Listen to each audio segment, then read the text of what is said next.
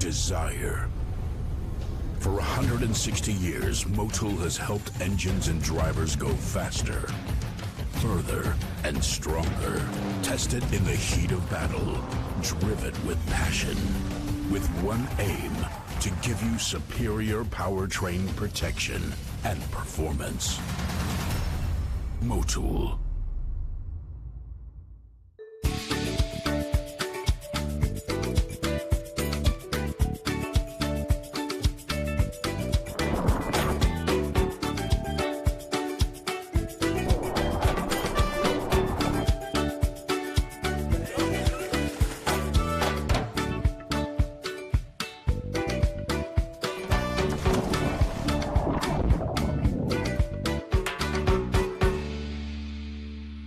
You've got a business to run, big and heavy products to ship, and customers who need them now. When you've got the right driver and the right equipment, you can bet on a spectacular result. Bennett understands complex logistics and puts the best team, the most time, and the latest technology into every customer relationship. So you can sit back, relax, and enjoy the race. Let us handle the rest. Together, we can move anything. As manufacturing problem solvers who navigate design complexity and compressed timing, the Three-Dimensional Services Group offers 7 facilities and 500,000 square feet of dedicated, on-demand manufacturing floor space. Metal or plastic, we support a wide range of industries, from some of the world's best-known companies to startups, with an unparalleled investment in leading-edge manufacturing technology and automation to keep all phases of a project in-house.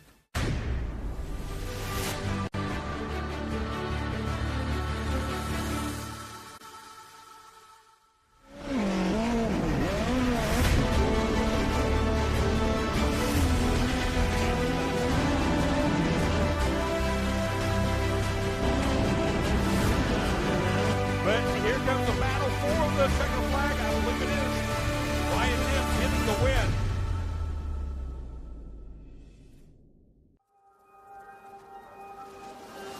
How good is this? Look at this view from Losowski. It brings all my fans, it brings the audience into the car with me. Featuring 140-mile-an-hour entry speeds. The quickest and most efficient way for me to get information to my drivers is from using the VBox HD2 system. Hungry for SVRA action? Well, the best way to enjoy classic auto racing is with a delicious classic from Mission Foods. Green flag your race-watching snacks with Mission's mouth-watering race day recipes. Try some of our tasty tacos, piled high nachos, fresh chips with guac, and more. So gear up your ride and fuel up those stomachs with delicious Mission Foods. Now that's too fast, too tasty. Taking on the challenge, moving ahead.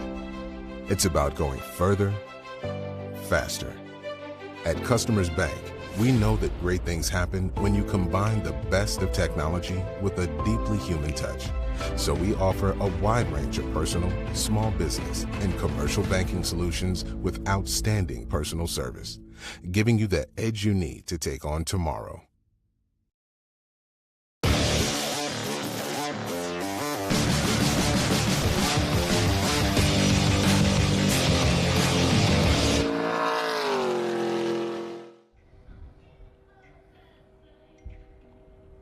Hello and a warm welcome to the World Wide Technology Raceway in Madison, Illinois.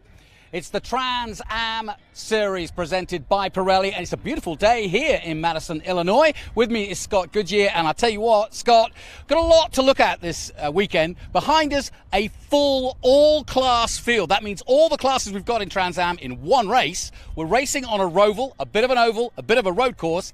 3 rounds to go in the championship. It's all on the line. And when you say roval and oval and road course, thing comes to me as a driver, compromise. Where's the car going to be good at? And I think a lot of drivers are struggling with that, getting the car through the road course, maybe pushing up the hill over here on the banking. But interesting to me, high speed coming down here, turn 1, 155 miles an hour, and it's the Daytona 24-hour style funnel coming down here into turn 1. Problem area down there just might be today, so I'm going to be watching that. Drivers I'm spoken to are very concerned about it. That's why we're going to go racing. Traffic is going to be tough. Different classes doing different speeds and a very tight track. Very tight track, you know, and everything that we have here right now, we're watching the guys running for the championship. It's going to be interesting to see who's patient, you know, is Brent Cruz and the guys running up front going to be that way? And I'm going to turn around and watch a guy like Thomas Merrill, who right now, he's, you know, sitting in close in the championship. Is he going to sit back like a Scott Dixon and watch these young guns go off there and try and do their thing? Is he going to conserve the car? Tires is a big issue here this weekend, I think. Some people are saying yes, some people are saying no, but then again, that's why we go racing. CD Racing have pretty much already kind of wrapped up the championship. They haven't done yet, but the car behind us, the Jimweed 16, is on his way to a third title. But it's the TA2 Big Machine Vodka Spike coolers that really interests me, because we've got 3 contenders, 2 of which went all the way to the title chase last year. Obviously Rafa Matos and Thomas Merrill, but they're chasing the youngster Brent Cruz, and if they don't stop him here, they're going to run out of races. Well, and that's like I said, I think it's really going to be interesting to see who conserves their tires, because at this particular track, it's very abrasive, it's very grainy, and no one's been here before. It's new for everybody. So patience, being smart, sit back and watch what's going on. You have to have a car to go race those last 20 laps. That's going to be so important here today. Well, this is the first time we've raced at this particular configuration, but the last time we came here was 38 years ago. So Trans Am does have some history. Let's take a look at it. This is only the 3rd ever Trans Am visit to Illinois. Before this weekend, Trans Am raced at the St. Louis International Raceway in 1985, which is at this current location of the World Technology site of today. The race was won by Wally Dollenbach Jr. in a Mercury Capri. The first visit, however, to Illinois was back in 1968 at the lesser-known Meadowdale International Raceway. The 3.27-mile track was designed to resemble the road race and oval courses of Europe and featured a steep 180-degree oval turn known as the Monza Wall. Trans Am was in fact the circuit's last major event in July 1968. The race was won by another Trans Am icon, Mark Donohue, on his way to the 1968 title. The current Madison, Illinois World Wide Technology Raceway is best known as a NASCAR and IndyCar oval venue since 1997. Trans Am, of course, will race on the infield road course, 10 turns and 1.6 miles, a course that was opened in 2019. Therefore, this weekend, Trans Am will set new lap records as it races on this infield configuration for the first time.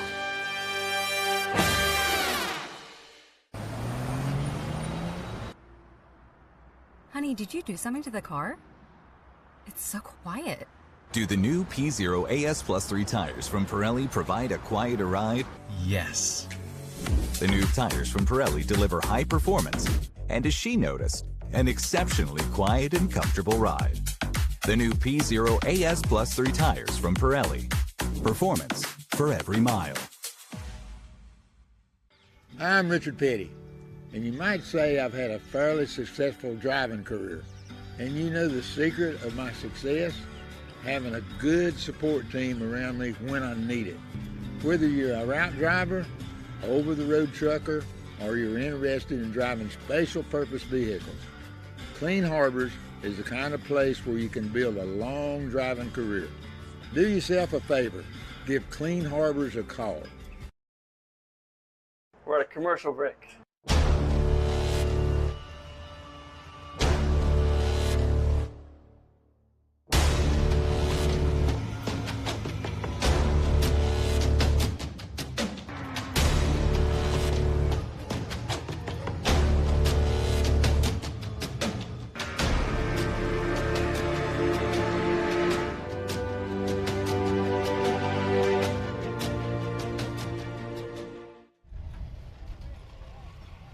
All right, welcome back to World Wide Technology Raceway here in what I'm going to call St. Louis, because St. Louis is actually my hometown where I grew up. So excited to be here. We are technically in Madison, Illinois, but we are in the shadow of the Gateway Arch just right over there.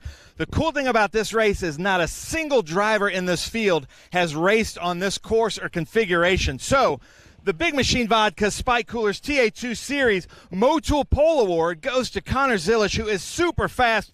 This sticker right here, he's got this string bean sticker here that I've got to ask about. But how would you describe World Wide Technology Raceway? This place has been really cool. It's got a lot of character. The road course, obviously, this track isn't known for its road course, so coming here and racing on the road course has been pretty awesome so far.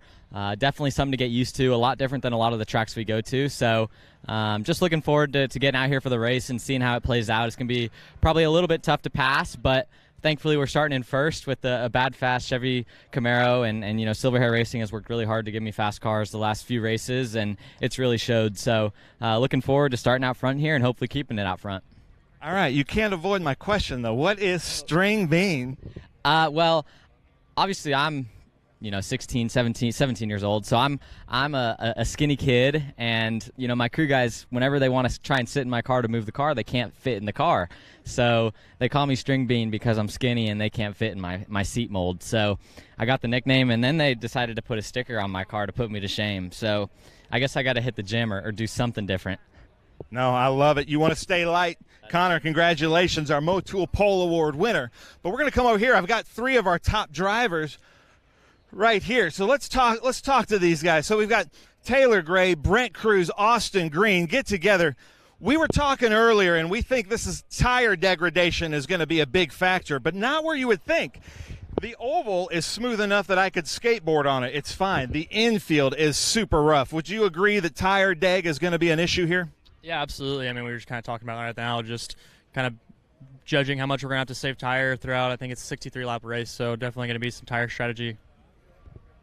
Yeah, exactly what Taylor just said. I mean, the oval's super smooth, but in 3 and 4, these cars really aren't made for that much of a load, right? They're meant for just road course flowy, right? So you're playing in the front end like that, it's going to tear up some front tires. So I think the name of the game is just to make sure you're saving your right front and just be cautious with it and make sure you don't blow right front is the name of the game.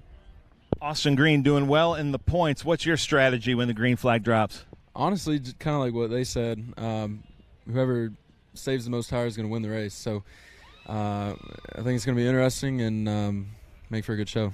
Brent Cruz getting late in the season with the Big Machine Vodka Spike Coolers TA2 Series leading the championship. Are you going in a little bit conservatively, or are we just going to see a normal Brent Cruz race out there? Yeah, I mean, I feel like everything we're doing right now is working, so don't want to change anything. Just stick to what we've been doing pretty much all year, and then we'll see that where that takes us. Well, there we go. We heard it from 4 of our top 4 drivers right here at the World Wide Technology Raceway. I saw Chris Dyson walk right by us. We're going to come to your car, though, Chris. Don't worry. So get dressed. So Chris Dyson, another Motul Pole Award. Now, we were talking about this mixed class racing, which is just going to be unbelievable. We did this a couple years ago, and we had to make up for some COVID dates in 2020 and 2021. But Chris Dyson here on the pole, Worldwide Technology Raceway, with some of these TA2 drivers, a track that I was surprised to hear even you've never been to. Yeah, I mean, this is going to be demanding, Ben. This is a fast racetrack on the banking, and then it's really tight and aggressive on the infield. You know, the TA2 guys are going hard. We're going to try to coexist out there. We've done races before, like you said, where we're all together, and it's been fine. So I'm hopeful that's the case today. All I can say is that the guys from CD Racing have done an absolutely phenomenal job with the 16 Jimweed Mustang today. Gave me a rocket ship all weekend, and we've had trouble-free runs. So I'm excited. I'm looking forward to giving everybody here a good show, and want to say hi to the family at home, too. Nice. Chris Dyson, congratulations on the pole. We're going to talk to A.J. Hendrickson real quick. Come on, A.J.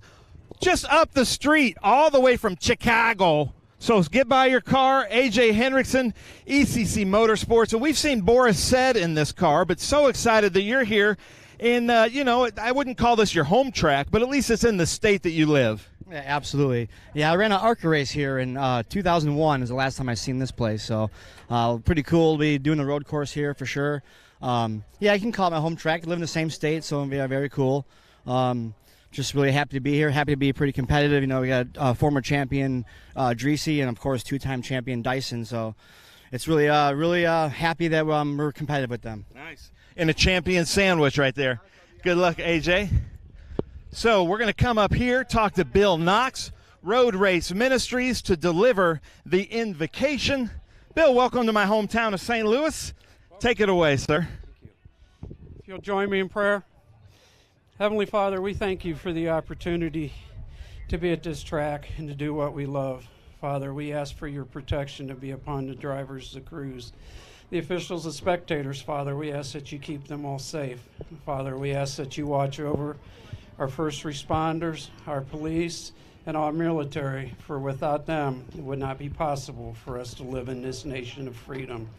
In your Son's most precious and glorious name we pray. Amen. Amen. Thank you so much, Bill. And ladies and gentlemen, here we are at World Wide Technology Raceway. But gentlemen, I'm going to send it back up to you in the booth.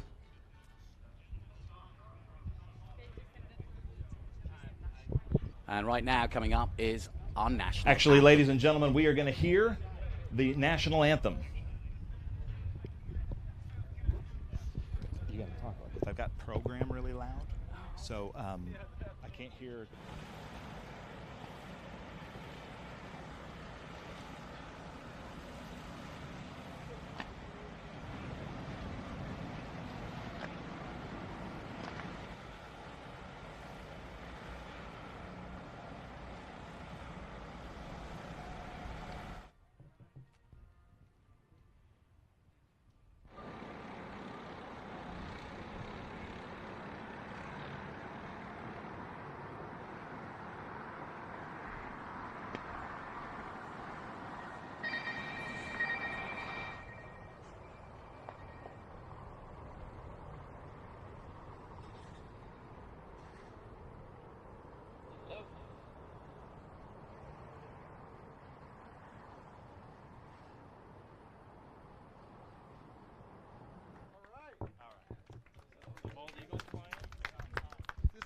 All right, ladies and gentlemen, that's what happens, you know.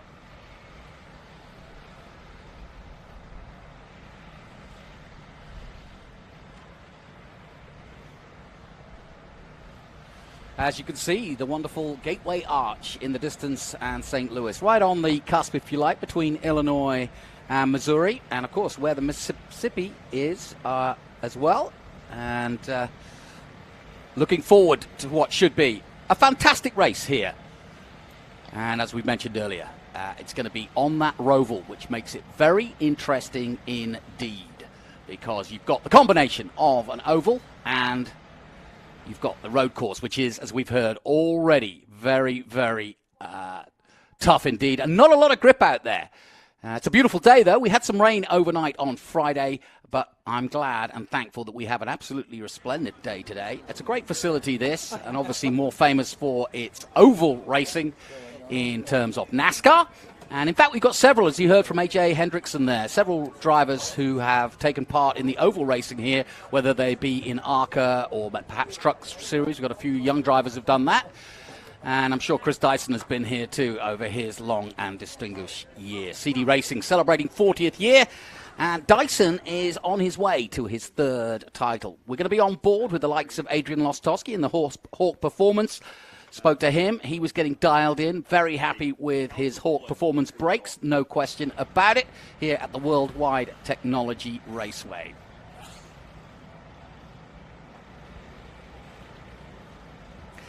And we welcome our viewers on MAV TV live here across the USA. Welcome to St. Louis and welcome to Madison, Illinois, and this wonderful facility, the World Wide Technology Raceway. I'm Jonathan Green, and alongside me, Scott Goodyear, as ever. And Scott, we've been talking a little bit about this circuit, but we went around it last night. It's not easy, is it? For two or three reasons. One, it's tight, and then you've got the different surfaces, which is hard to set up for. Being tight, and there's certainly the opportunity right now for maybe some fender-to-fender rubbing going on. It's going to be interesting to see how these guys decide how they're going to get past people because of this tight track like you talked about, Jonathan. So some passing places here, yes, absolutely. Turn 1, turn 2 reminds us of Daytona or Charlotte or other places that we come off of the oval onto the road course. And a lot of people say, I think it's there. But racing drivers being racing drivers are going to find a way to pass people going into turn one, I believe, and that's what I'm going to be watching for around this racetrack today. And it's always exciting to have all classes out there. When we say that, what we mean is TA, which usually runs on its own, but we've got a smaller field. So we put them in with TA2, our second, if you like, our second most powerful series, because obviously TA is unlimited, 850 brake horsepower plus. TA is limited to 550 brake horsepower.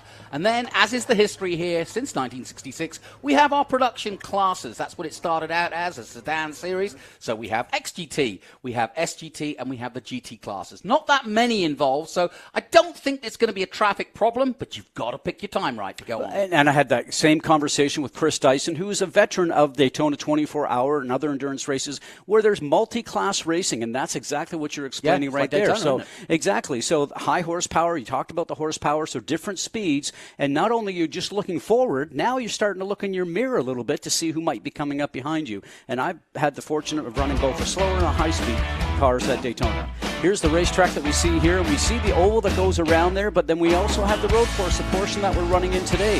Headed down to turn one, we talked about the 155 miles an hour, going to be going in through the tight section. And it's very interesting just to sort of see what we have on this race course itself. And in very, very tight racetrack. As we mentioned, this is the corner that everybody's thinking about coming up to, and it's a very wide entry turn, people diving on the inside. This is the tight turn leading up onto the banking, and people are saying the car's not working in the banking, and the reason being is a setup for the road course. Tire and tire management is going to be so important here come this week.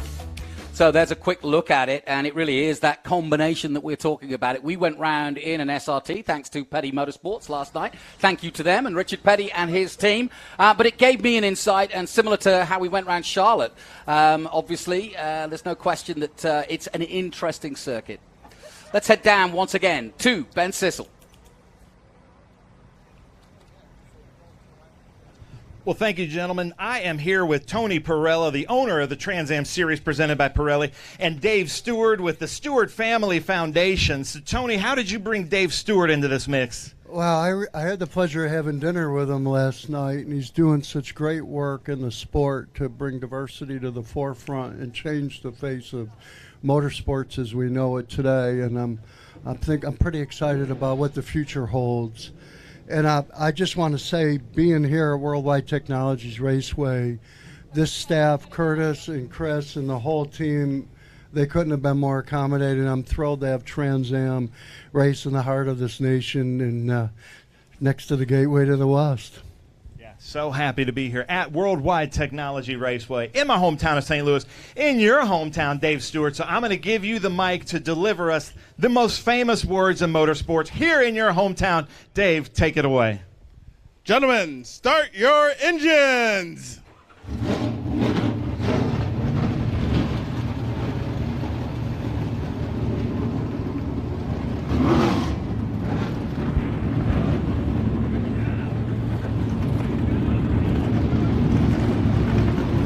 So as the roar goes up and last-minute adjustments are made, we're looking at Chris Dyson in the Jim Weed number 16 Ford Mustang. He will start for TA from the front, and he'll have AJ Hendrickson. Of course, Boris said driving that car last time out, so we know it's a good car. AJ with plenty of experience, and as he mentioned, he has raced here in ARCA in the past. And Tommy Dreesy, the only man really who can stop Dyson. Here's the grid then. Dyson in pole, AJ Hendrickson alongside him, then Dreesy and Connor Zilic, the first of the TA2s. Then Austin Green and Taylor Gray coming in for Nitro Motorsports. Jay Buford qualifies well. He's alongside our championship leader, Brent Cruz, and then it's Nathan Hearn, the Australian, and Rafa Matos on row 5.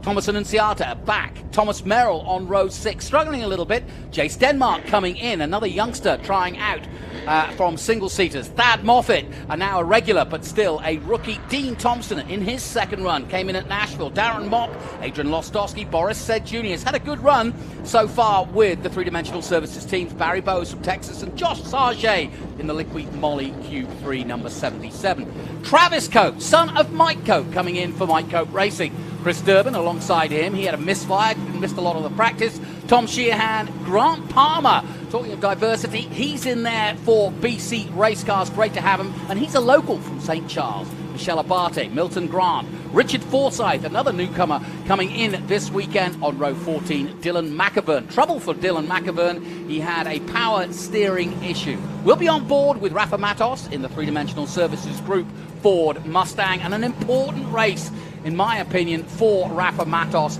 It's been an up-and-down season for the former two-time champion and almost three-time champion. Remember, it went to a countback at the end of last season, and at Koto it may well do the same again. Barry Bowes will be on board with the ASIO data on board, and we'll get to see what Barry goes through his paces with and through the infield to see how he deals with the faster and slower traffic throughout. Nathan Hearn has been somewhat of a sensation, the two-time Australian Trans Am champion. A lot of interest in what he's doing in that Ford Mustang, and he certainly has been putting in some results of late.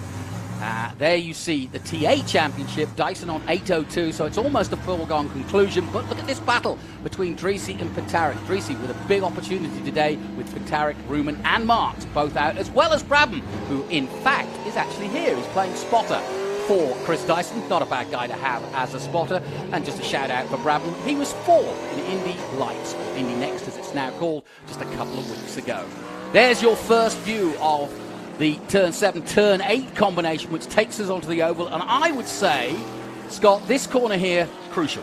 Very crucial for many things. You want last corner getting onto the longest straight. You always want to make sure you get the power down, get some speed going through there. But I've spoken to some drivers. They got great lap times in the infield portion itself, and that would probably place them, say, 3rd or 5th and somewhere in that neighborhood. Thomas Anciano, who I spoke to, he said the same sort of thing. But then I get onto the oval, I'm turning around, I'm pushing, and he says then I end up not having a great lap time. So he said I'm really working on struggling, trying to get that car working in the oval. So important turn, as you mentioned, Johnny, but it's going to take a whole lap to put everything together here. Turn 1 is important. You mentioned it's a bit like Daytona. There's a funnel-like feel to it. We were in the car in the SRT. We're seeing it now. It's not easy to approach. And when you're coming down there, there's one certain line that you can go through there. If you got somebody trying to pass you, then you got to sort of give and take a little bit. Race drivers are known not to do that, as we all know. So I'm going to be watching that very carefully, and we'll probably end up having some fender rubbing going on through there, but you got to make sure you leave room for the other guy to get through there and then go on and continue racing from turn 1 to turn 2 out. I tell that to our F4 and FR drivers all the time.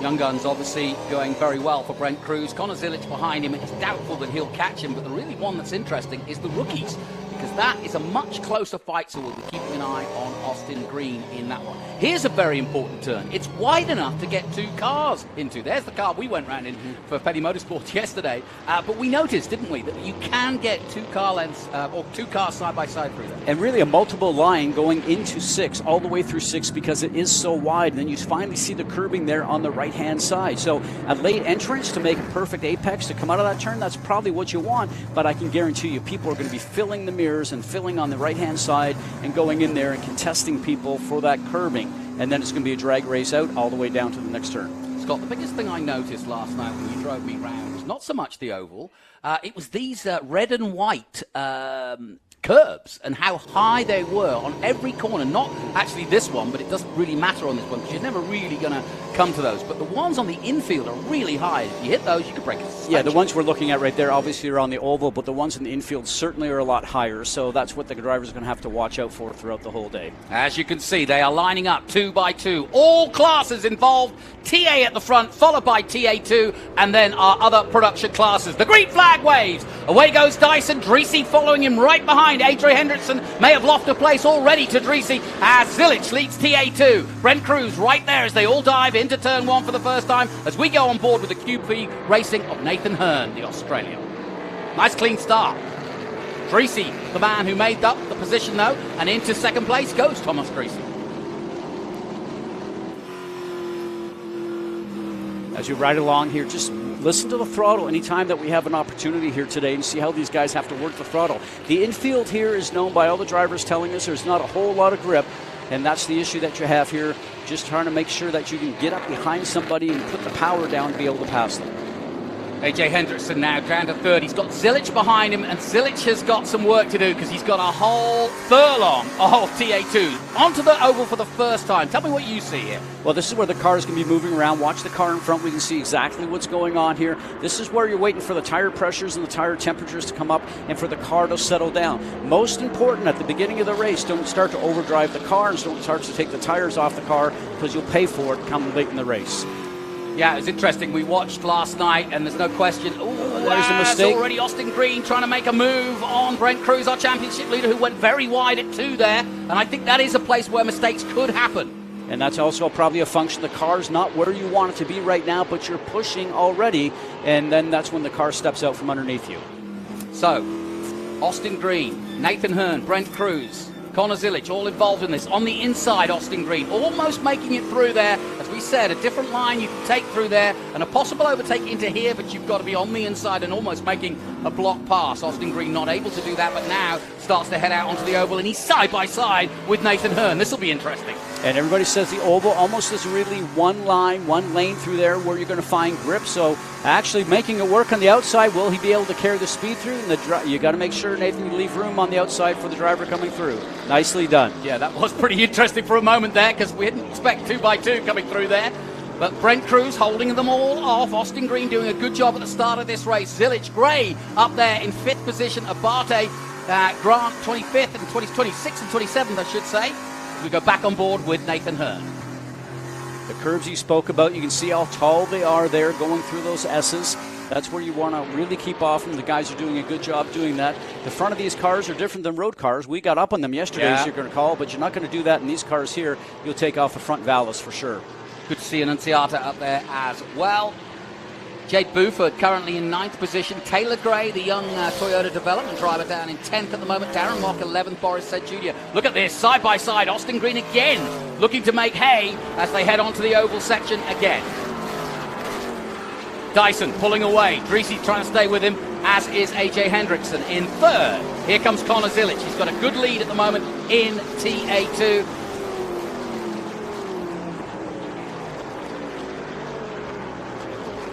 And look at this. Everybody's wheel to wheel. Annunziata under pressure from Rafa Matos and Thomas Merrill. Great overtake. And Annunziata could lose 3 places in that one corner. We're on board with Rafa. He's gone through. And what we just saw there, you could have taken that and said that was Daytona 24-hour track, because that's exactly what goes on there. Yep. People are fighting, and if somebody else comes along and takes advantage of it. And the problem is, if you do get up the inside, you really can't get back in. You can't knock the guy out. And so you've got to stay out. You get it hung out to dry, effectively. You've got to stay where you are. Looking at the Bennett Bridge Hall 26 of Cope Racing's Thomas Merrill. Important race for he and Matos as we go back on board with the Brazilian, because they really, like I said at the top, got to make hay now. If Brent Cruz runs away with it, or at least finishes ahead of both of them, he's starting to get his way to a title. And I think you speak to the other guys, they certainly know that. And overall, just speaking with the drivers, they know that they have to go out there and finish this race like you talked about before. So now you're pushing. We see that with Brent Cruz. Everybody's pushing right now. The car's slipping and sliding around. But you got to think about the last 15 laps of this racetrack. Yeah, Jade Buford also going well.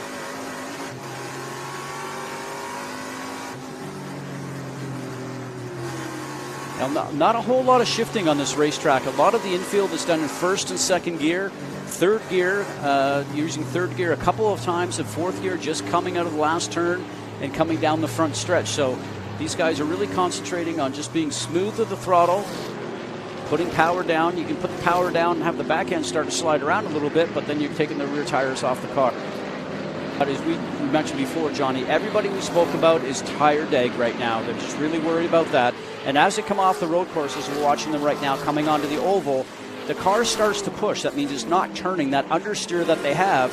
And to make it turn, you want to turn the steering wheel to get the car around the racetrack. But I had a long talk with Rafa this morning, and he said, yeah, I think I'm going to end up burning the right front tire off of the car. I've got to be really cognizant of that, because I don't know what I'm going to have at the end of it. He said, my car, out of all the cars in the team right now, seems to be the worst with the understeer just on the oval for whatever reason. Well, we are 6 laps into this 63-lap race. And it's been a good start to this one, no question about it. And it's going to be interesting to see how it pans out. Good, clean start to everything so far. Dreesy, the man who made up a position right at the start to go into 2nd. But right now, it's Chris Dyson in control here in Madison. Onto the main straight he comes then. Chris Dyson in control as he's been all season long. And it's Dyson, Greasy, Hendrickson, Zilich, Gray in 5th position. Then Green, Cruz, Hearn, Booth at 9th, and Matos up to 10th now. Matos keeping an eye on Merrill. Merrill doing likewise in front of him, watching Matos. Both of them will try to side their way through and see if they can get on level terms with the man they're chasing, Brent Cruz. Now, what's happened here? This looks like Tommy. I think it is. Tommy Sheehan. And it is. Oh, my word. Big damage to that car. What's happened there? Yeah, with as much fender that's missing that, I just wonder if he actually ran over something and then had the tire go, and the tire looks like it's taken out part of the fender there. Maybe we'll get some updates from Ben downstairs. Yeah, not what you want, though, that's for sure. Now, Milton Grant, Chris Dyson already getting into traffic. Well, you asked the question this morning, how long would it take before he started making his way through the other classes, and he's already passed Milton Grant. Not a surprise, not too many of the production cars out there this weekend. So, and Milton's a very experienced driver. He's not going to get in there. Well, and that's the sort of thing that we talked about before. Like, I've been there many times in the lowest class and the highest class. So now you're looking in your mirror, and Chris thought it would be around lap 10, but he's got so much experience at Daytona 24-hour. He talked about this. We had this conversation. He said, just pick and choose. He said, I know if I get behind a slower car in the infield, I can probably get around him by the next turn. If I'm in the banking, he said, I'm just going to have to sit back there and ride along because it's not really 2 lanes wide. Taylor Gray's been the story for me. He is creating a bit of a mess for the rest of the regulars because he's up there in 5th, and that's great by him. And he's trying it out, Taylor Gray, and already making a name for himself here in Trans Am. Our first time on this configuration. Great to race here at Madison, Illinois. So we talked about this turn 6. So we welcome our MAV viewers back to the roval, if you will, here in Madison, Illinois. Beautiful day for racing, and it's Chris Dyson leading the way for CD Racing. Sorry, what were you going to say? Oh, there's multiple lines in there. I see that all the time. There's so much racetrack on that portion of turn 6, like we always said before. It's going to be interesting to see if they start to get some marbles on there on the outside and it really starts to narrow up that line. These drivers are just figuring out this racetrack, Johnny. Just like you said, they've just got here for the very first time. Really, nobody even came and tested here. This road course is only used about 5 or 6 times a year. Yeah. So for everybody here, they're learning. When you leave this racetrack, you're going to go back and make a lot of notes. So they come back next year, then all of a sudden the cars will go quicker, the drivers will know more what to expect, and they'll tune the cars differently for the race next year. Yeah, I mentioned that some have been to this particular venue, and that one of those is Thad Moffitt, raced here in Arca. Started 14th and finished 9th, but of course that's an oval, completely different track, using one corner of it. So can't really count, but he knows the venue at least. And there's a couple of local guys here as well. We mentioned AJ Hendrickson from Chicago. We've got St. Charles's Grant Palmer also coming in to Trans Am for the first time. He's a single-seater guy, along with many others out there, learning their way, just trying Trans Am out, just as a little bit of a change. And who knows, keeping your, if you like, options open, because you never know which way the racing career will go. As we go back on board with Rafa Matos. You know, race drivers drive any race car as long as they've got 4 wheels. We had that conversation yesterday with Jay Stenbark, who's coming over from the single-seater stuff. He came through F4 at the beginning of his career with us. And, you know, a driver right now that's going from single-seaters over to what I like to call tin tops, because get the roof atop you. Yeah, he knew one of the engineers at Three Dimensional Services and has raced, like you say, a lot of single-seaters in his young career. Came through karts, came through SCUSA, but said it like exactly that. You know, want to try everything. I don't know what the future hope will open for him, but, well, you never know. And you become a better race driver for it, and he's actually now gone on. He's one of the instructors over at the Radford Racing School. It's a school that I use for our kart.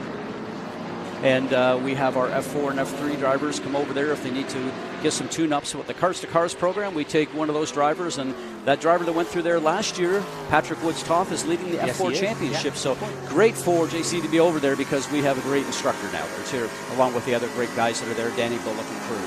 Well, we're on board with the Cube 3 Racing, Nathan Hearn of Australia, the 22-year-old, just going past the traffic himself as he dives into turn 1. This is becoming an interesting battle because he's chasing Brent Cruz, and you can see now as they turn into turn 1, Brent is trying to use the other cars to get away from Nathan, and Nathan's sticking with it. And we said earlier on, I keep saying it, that is Daytona 24-hour. Yeah. Turn 1, you got traffic already. And that's the fun side of it. I mean, people came here and said, oh, multi-class. But I look at it as going, you know what? You're going to learn something about it. You're doing something different than you've done before and just paying attention to one car that's in front of you. You got to look further down the road and see what traffic is there, which is so important. And it gives you just a good understanding about running in traffic, because later in life, they might end up doing that. They might end up at the 24-hour. Yeah, no question. And a lot of these guys, Dakota Dickerson springs to mind, somebody who started in single-seaters and is now a regular at the likes of Daytona and Sebring. Big sports car driver now back on board. Hawk Performance at Talk. Ironically, it was funny talking to Adrian Lostowski. He said, I know I'm sponsored by Hawk Performance, but he said, I feel so confident going into turn 1. It's really heavy braking.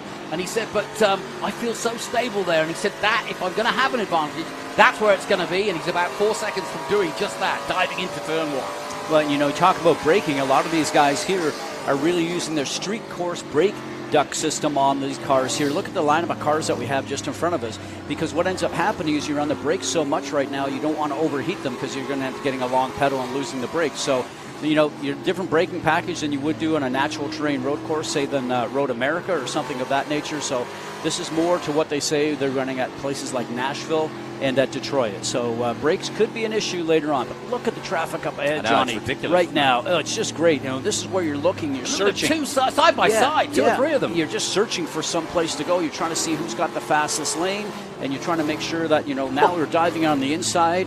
You know, is that the proper line? Look at this. This is great stuff. That's Thad Moffat you're watching in the 43, carrying his granddad's number. There's Rafa Matos. Yeah, it looks like he's coming in. Now, we talked to him Rafa? before. He said he had so much push in the car, worrying about blistering that right front tire. I'm interested to see. He went to the left. He is in. You're absolutely right, He's Scott. in pit lane.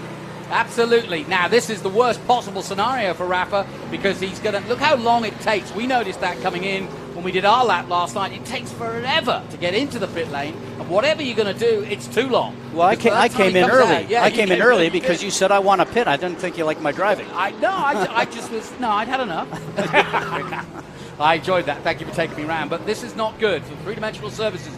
You just saw Tommy Sheehan behind him. He's still in, and he's got a damaged car. But what is happening here? What do you see? So motor-related, obviously, with the front bonnet coming off. So these guys are going to look to see what's going on there. Not a tire issue. If they was having a tire issue, they'd be changing at the same time right now. I would almost do that, quite frankly, because you know that you've got a suspect right front. That might be worth it, but I guess they got something else to take care of here first. Well, something's a little bit more dramatic than just tyres at the moment. Not that that's not dramatic, but they are definitely looking at something. It looks like it could be a heating problem of some sort. They're trying to pull stuff out, aren't they? Yeah, you know, and obviously we keep talking about the championship, and this is a tough deal. So, big news. Rafa Matos in contention for the championship. Third in the championship going into this round.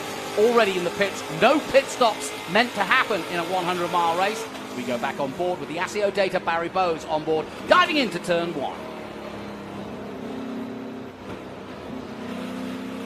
Bowes has had a good season. This is actually one of the best seasons in my 6-7 years of NASCAR watching Barry Bowes. He's always been a midfield runner, but this year particularly, he's had a podium, and he's looked really, really good throughout most of the year. McAvern now up to 15th. He's behind Darren Mock in 14th. Dean Thompson is coming back after his first run. Made his debut at Nashville. He's another ARCA man. 12th is Annunziata. Thomas Annunziata also a Miata man. So he's been a busy guy. Jumping out. He missed a couple of rounds while doing some Miata Cup racing. So going into the banking here, NASCAR 3, first gear coming out of turn into second, into third. They'll get fourth when they get on the front stretch. They end up entering into the NASCAR 3 oval at 115 miles an hour. We should be reaching about 148 to 152-ish, depending on how the car's working right down this area. Hard on the brakes. Just heard that Sheehan lost his left front at the exit of 8, and that's why the right-hand side of the car was all ripped off. Because obviously, you lose the front left, you're just going to go right. You know, it's funny. I spoke to him this morning. I asked him how he likes this track, and he goes, the track, he says, is very different, but he says, I love these cars. He says, it reminds me of my driving late models in New England. There you go. So I thought that's, you know, raw horsepower and no traction control, no ABS, so I thought that's exactly it. Yeah, it looks as though they're working on the plugs and injectors on Mata's car. So that's what the latest is. We just heard that from Ben Sussel in the pits. We go back on board with Nathan Hearn. No problem so far for the Australian. Looking quite comfortable out there at the moment. Just keeping an eye on Brent Cruz. That's a perfect guy to watch if you want to get a good result. Just how calm is he and how smooth is he? Yeah. For such a young age. We talked about it, and I know I visited with you doing a few of these shows, but, you know, they were looking at coming and running the F4 series a little bit over the winter time, and then I asked how old he was, and he turned... Wasn't old enough, was he? 15. He wasn't old enough. He turned 15 after our first race, and I started looking at his history and what he has done and how competitive he was. I thought, this young man is a star in the making. Got a quick glimpse of the 25 of Chris Durbin there. He was out of the first session with a misfire, parked it up as we go back to watch our leader, the number 16 Jim Weed Mustang of Chris Dyson.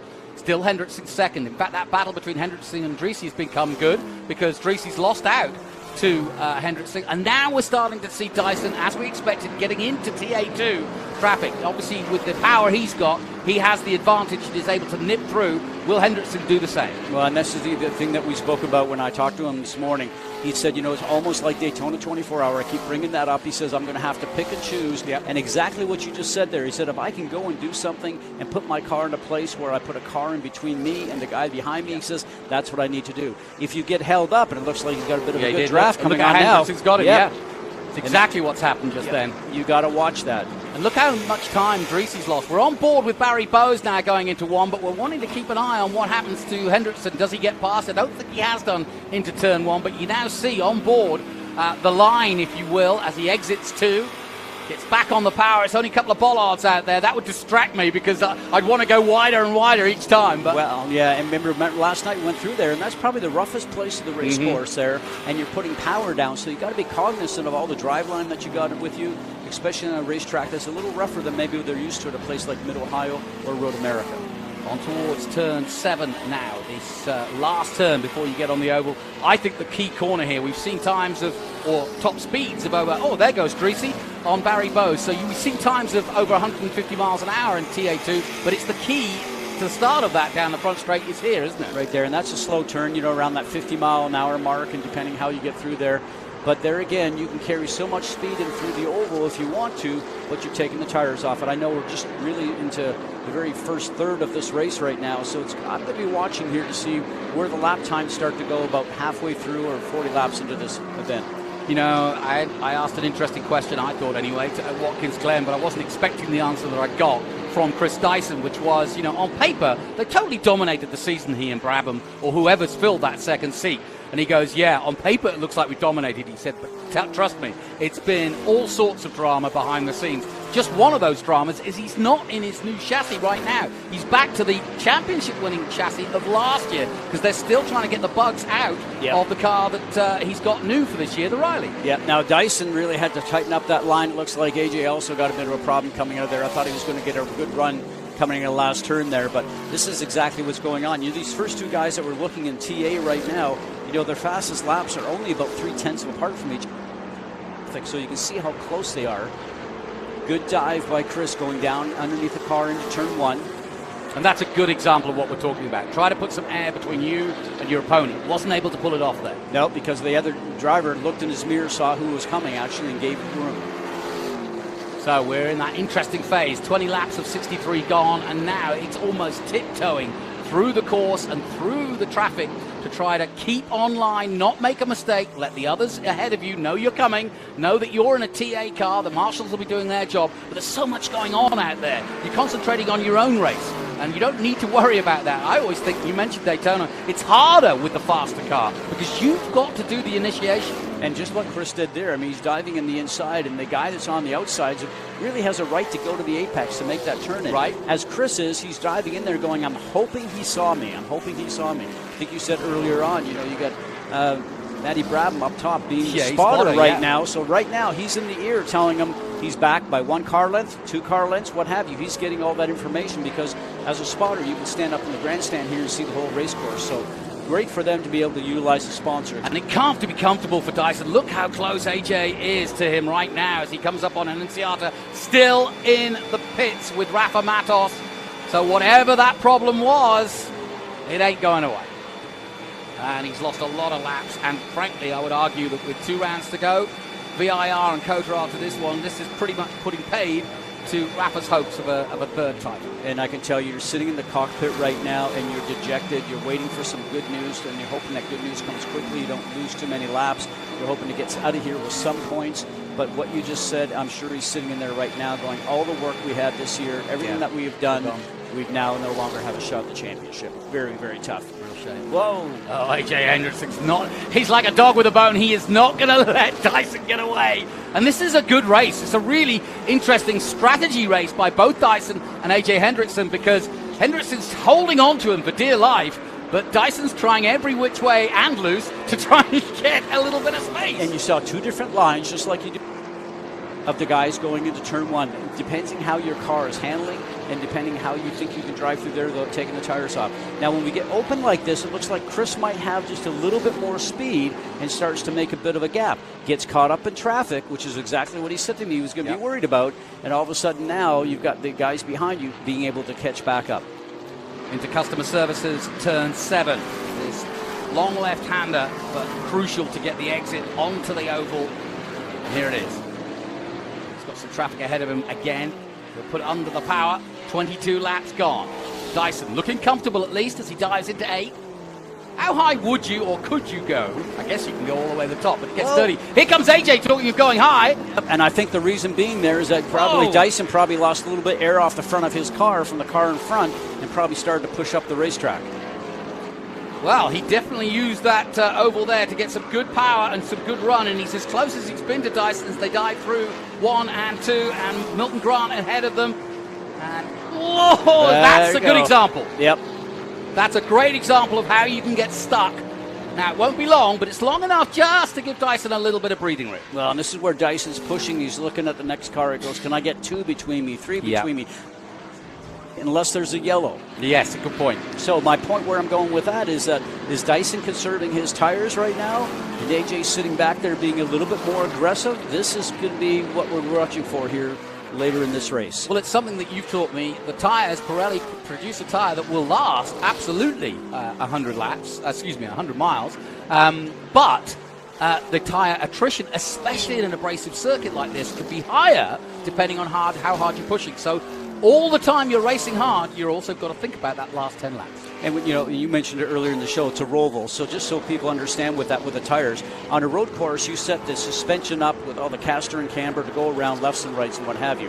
When you go to an oval, like every time we went and drove to Indianapolis, the car setup is completely different. So right now, the right side of those the right side of the car, those right side tires, the right front and the right rear, are being abused in the oval because the tires, the wheels are not set up on the angles that they need to be, basically the camber, to make sure the tire's not going to run hot. On the right front, because these cars are bigger, they're heavier, and it's set up for a road course. That's what everybody's talking about. You're turning the steering wheel a lot to get the car to turn, and it creates scrub on the right front tire, and then, a little bit of touch and go here possibly. Some scrub on that right front tire, which creates heat, which starts to take the tire away from you. As you can see, Dreesy trying to get away from Grant in the 55 as quickly as possible, and he's done so now. Yeah, that's interesting what you're saying there. We had problems at the Roval at Charlotte, a few guys getting punctures, but I think Chris Dyson being one of them. And so, that was a thought process, but this banking isn't quite as high, and they're also not using it quite as heavy. So we're watching Dreesy trying to get his way through. He's still third overall in TA, and Zilic still leading for Silver Hair Racing in TA2 as we go back on board with Austin Green, who's had a good run so far. On the infield. We were talking lap times on the TA cars and how close they are, just a few tenths of a second of each other. But I'm looking at Connor Zilic, with just over a minute 0.5, and then the next Austin Green is next to 101.4. Here's Connor. Yeah, there we go. It just seems like for certainly Connor's got a good pace going underneath there, is doing a great job of driving, but seems to have some lap time in hand compared to the other cars. No question about it. The Chevrolet of the number 7, Connor Zilic, has been an up and down season. That's for sure for him. He has been superb. He's had to start at the back a couple of times, but has come through. But he's been superb. He starts at the front this time, and he's staying there this time for sure. That's his hope anyway. Just watch his car. See how much he's pushing it. Yeah, sorry. Watch his car in terms of movement. Yeah, just the movement of everything that I can see there, and that's the interesting thing. You can see he's just using the curb a little bit more, pushing the car. Can he do that all the way to the end? Like I keep saying, that's what we're going to be watching for, because he certainly has some lap time in hand. Is everybody else being more conservative and waiting for a yellow? That's the strategy that comes into play with this. But, I mean, just watching him right there, I mean, he was right on pace. It was really neat to see how he put those cars through the S's there. And from the drone, you really see how big that oval turn 3 at... yeah, you're in it for a long time. Yeah, it's turning for a long run. time, yes. Dyson, 4 seconds up the road. Sorry, 0.4 up the road from Hendrickson, but some 13 seconds up the road from Dreesy. Dreesy's got to struggle on. He's in traffic and he's trying to get through it. Meanwhile, AJ Hendrickson has stayed with Dyson as we go back on board with Austin Green. He's had a real battle with Hearn throughout this race, and it continues. It's a good one. Hearn currently in, 8th position. Taylor Gray ahead of him, Buford behind. Merrill still in the top 10, but Merrill's now got to be thinking about the overall championship. He's in 10th position at the moment. He's got Cruz in 5th. Cruz is under enough pressure from this man, Austin Green, and Merrill needs to try to make up a couple of places before the end of this race, try to finish in the top 6. Well, when I spoke to him just before the race here this morning, he just said, I got to keep those guys in sight. I want to make sure that I get to the end and take care of the car. And I was talking to him, and it sort of reminded me when I was doing television for ABC and ESPN. It was almost like talking to Scott Dixon. Yeah. He's just got this whole methodical way of thinking about it. He's mapping out the race, and, it'd be interesting to see if he can bring the car forward a little bit more, but he knows he actually needs to be in touch with those guys. You see the difference in speed right there of the cars as Chris Dyson goes on by. Nice move by Dyson. Coming out of turn 1 and 2. And Dyson making his way through. See, now this is an area where Dyson's being held up just a little bit by the cars that are in front, and we see AJ actually start to go through. And as a driver right now, as we're riding along with Austin Green, he's driving his racetrack looking forward, but John, he's also looking in the mirror, yeah, of course he is, which is something he's probably not used to because he's never had those faster cars coming up behind him.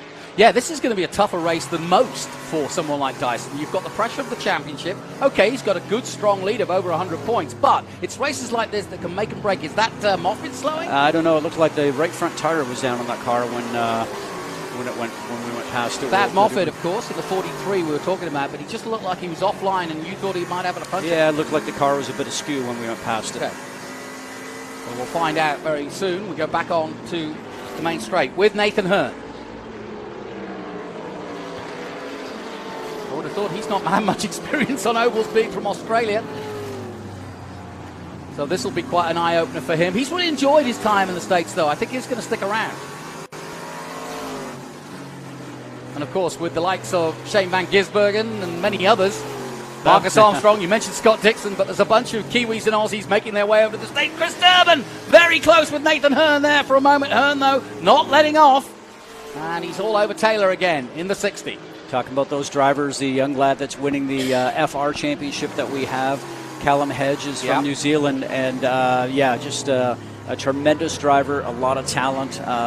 See a lot of characteristics in him, just like the Scott Dixon. So we're excited to see where he goes in his career. So Nathan Hearn in the thick of it yet again. Taylor Gray ahead of him, and then you can see Austin Green in the distance of the all-yellow three-dimensional services. Out of the last corner and onto the main straight they come. Halfway through, almost, of this 63-lap race, and it's been clean. I don't want to jinx it, but it's been clean so far. You just did.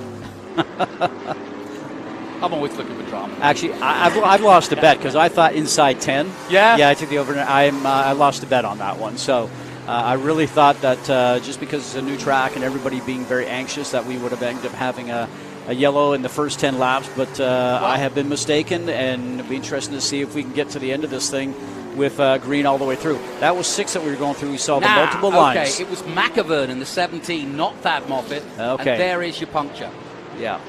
If it was a puncture or something with suspension, but the right front was down when we went through it, so now it's looking in there in the A-arm and all the suspension area there, so maybe they found something that's caused that issue. It's a shame. Dylan McAvern started the weekend so brightly. And, he's got bags of experience. He's got Scott Lacazette in his corner, and, it should be a perfect combination, but it just hasn't worked out. And this is going to slow him down completely. And, with an under 1 minute lap, any time in the pit lane, and there goes the sticker tyre onto the car. Dylan McAvern with problems. AJ Hendrickson, what a job he's doing staying with Dyson. He's being helped by the fact there's a lot of cars out there that they both have to side through, but this is a good job by AJ Hendrickson. Dyson not dominating this. If anything, this is a bit of a precarious race for him at the moment. Because he's damned if he does, damned if he doesn't. He wants to go fast, but he just can't get away from AJ Hendrickson. Very interesting indeed. We talked about the higher strategy, so now is Chris, still starting to pick up the pace because he knows he's halfway through the race almost, and now he can start to push the car just a little bit more. As a driver, you're feeling everything that's going on, Johnny. So, if the car starts to slip and slide, you don't get the response from the steering wheel, you can't put the power down, all those signals are coming to you, and there's that situation where we see just AJ could not get through on that first portion of the turn. But all those signals are coming through to you as a driver. So if you now get halfway through the race and you start to feel, I've not used up too much of the car, I've not used up too much of the tires, I can pick up the pace a little bit more. That's what good driver is looking for. It's not just keeping your foot on the gas and driving hard.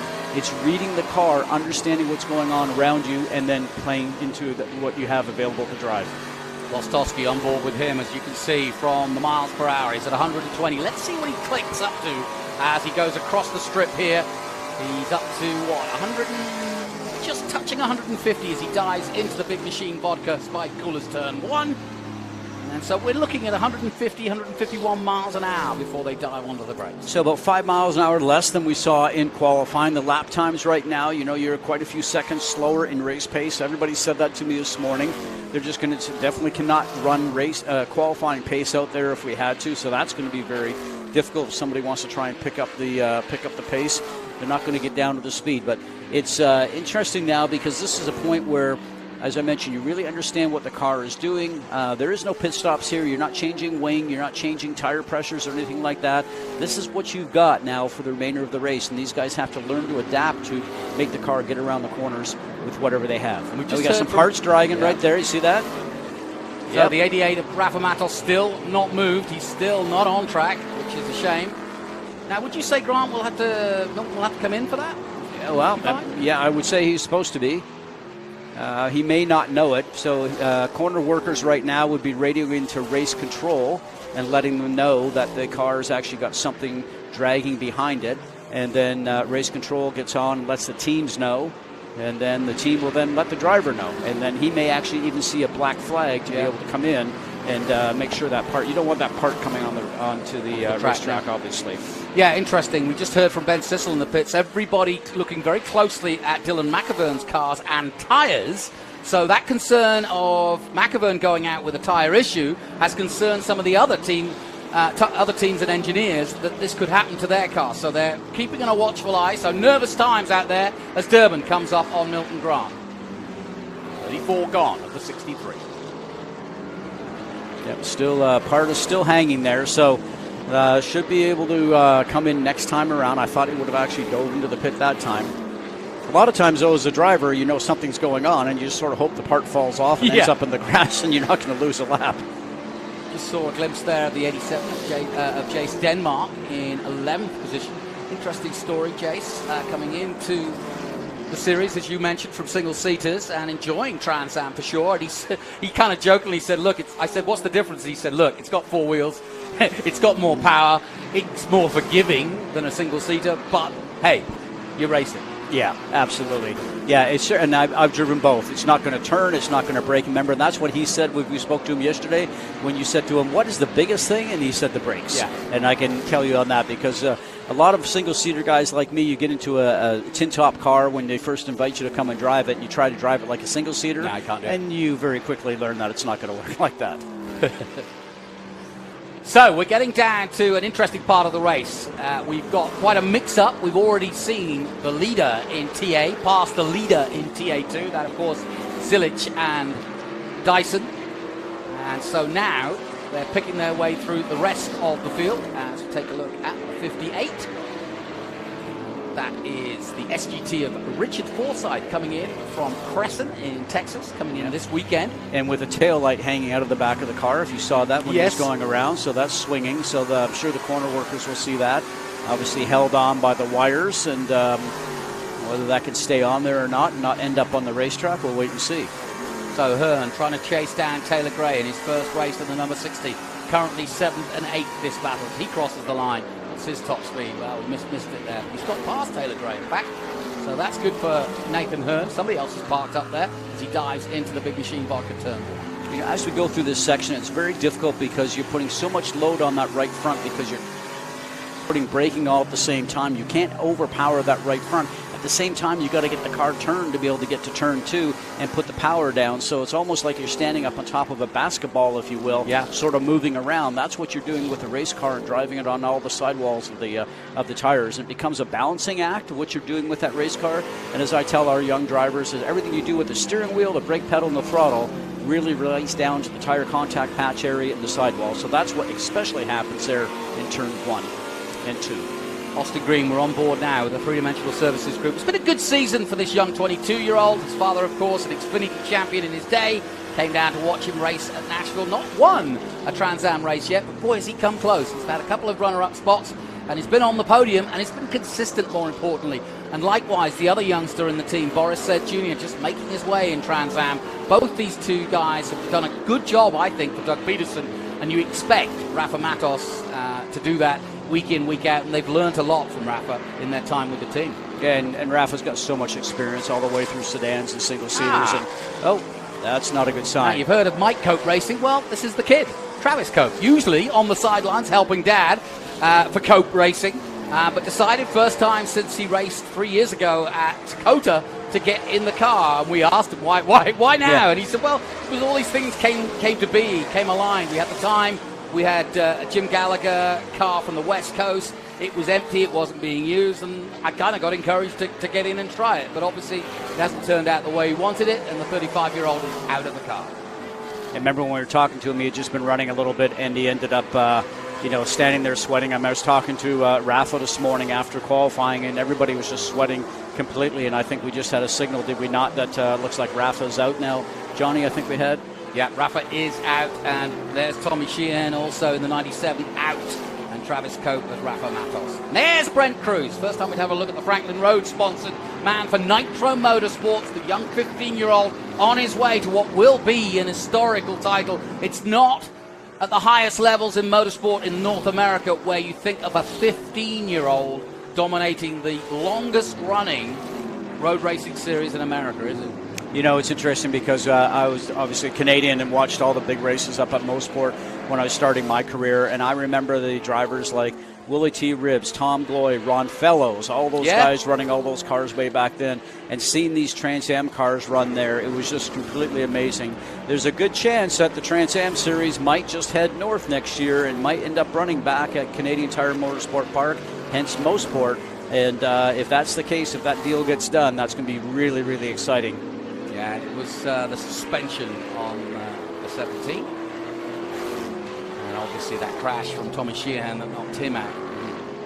But Brent Cruz, we haven't seen a lot of him racing all the time because he's usually out front somewhere, or at least on his own, and he does a good job of getting into his groove. And as you can see, he's using the rumble strips, but using them sensibly, just touching them, just kind of kissing them a little bit, but not bumping over, and being kind to the machinery. You've told me that in the past. Yeah, just look how smooth he is. I mean, the car's not moving around. He's not making the back end step out, taking care of the tires, as we'd like to say, just making sure that if you can drive around there at 90% of the car's ability, your ability at 90%, you're leaving something in the tank that you have left for if you need to get if there a yellow happens, you need to go racing. That always has to be mindful. Now, races like have a yellow, but then again, you have to learn to conserve the tires. One of the big things we talk about in all our junior series, like the F4 and the FR. No question about it. And the drone telling us, giving us a beautiful sight of that turn 1 turn, and you can see that funnel-like way that it dives in there, and then there's not a lot of reprieve before you get out of 2, and then into the Mission Foods turn 3. And that infield, boy, it's busy. So we're watching a cracking race here. Chris Dyson leading in TA, and Connor Zilic in 4th overall and leading the way in TA2. It's been a good race so far and a good, clean race so far. And so we're just hoping, I'm hoping anyway, that we don't have a caution, we get all the way. I'm sure that's exactly what's happening with the three-dimensional services group as they watch on and watch their timing screens just as we are. Now, 41 gone. Scott, if you were talking to your engineer, this is the time where it becomes important by what you say and what feedback you give to the engineer, because now is the time where you start to feel those tyres. The light load of the petrol going down, and also the feel of the tyres given this abrasive surface. Well, 24 gallons of fuel at 6.57 pounds per gallon. I mean, the car is becoming lighter, and so the driver has to adapt. I mean, there's not anything he's going to really do inside the car with the exception of brake buys. Not like a single-seater where if you're oval, you're changing, obviously, corner weight, and then they have an option to change wings and things like that during pit stops. No pit stops here, so yes. You're getting all that. Now, everything coming to the crew for them to understand what's going on is coming from the driver, Johnny, because there's no telemetry in this series here. There's no situation where the crew is now starting to look at. Somebody else has had a prank. A left-hand side there. You can see it looks like somebody actually had a tire go down or else ended up hitting something. We'll get a chance to see what car that is. So, we're starting to get more of an attrition rate. We've had several cars go out. We've just noticed another one is Jade Buford in the spiked Coolers number 48, racing, of course, for Scott Borchetta, who had a crash at Road Atlanta, joined us back in Nashville, but is letting Jade, who's usually an Xfinity driver, take the car for the rest of the season, and doing a pretty good job, actually. He's already had a podium or so, and again, having a good run here. Yeah, it looks very smooth. You can see the car struggling a little bit with power down when he was coming back onto the oval out of turn 7 when we were watching that just a second ago, but nice smooth lines. Perfectly placed. You see a little bit of the back end movement there. That's the area we went over yesterday, John. Remember when we were driving in the Petty garage car? It's just a little bit rough in that section there. A lot of drivers can notice that. But there again, you know it's there, making sure that you're gentle in your car over that section.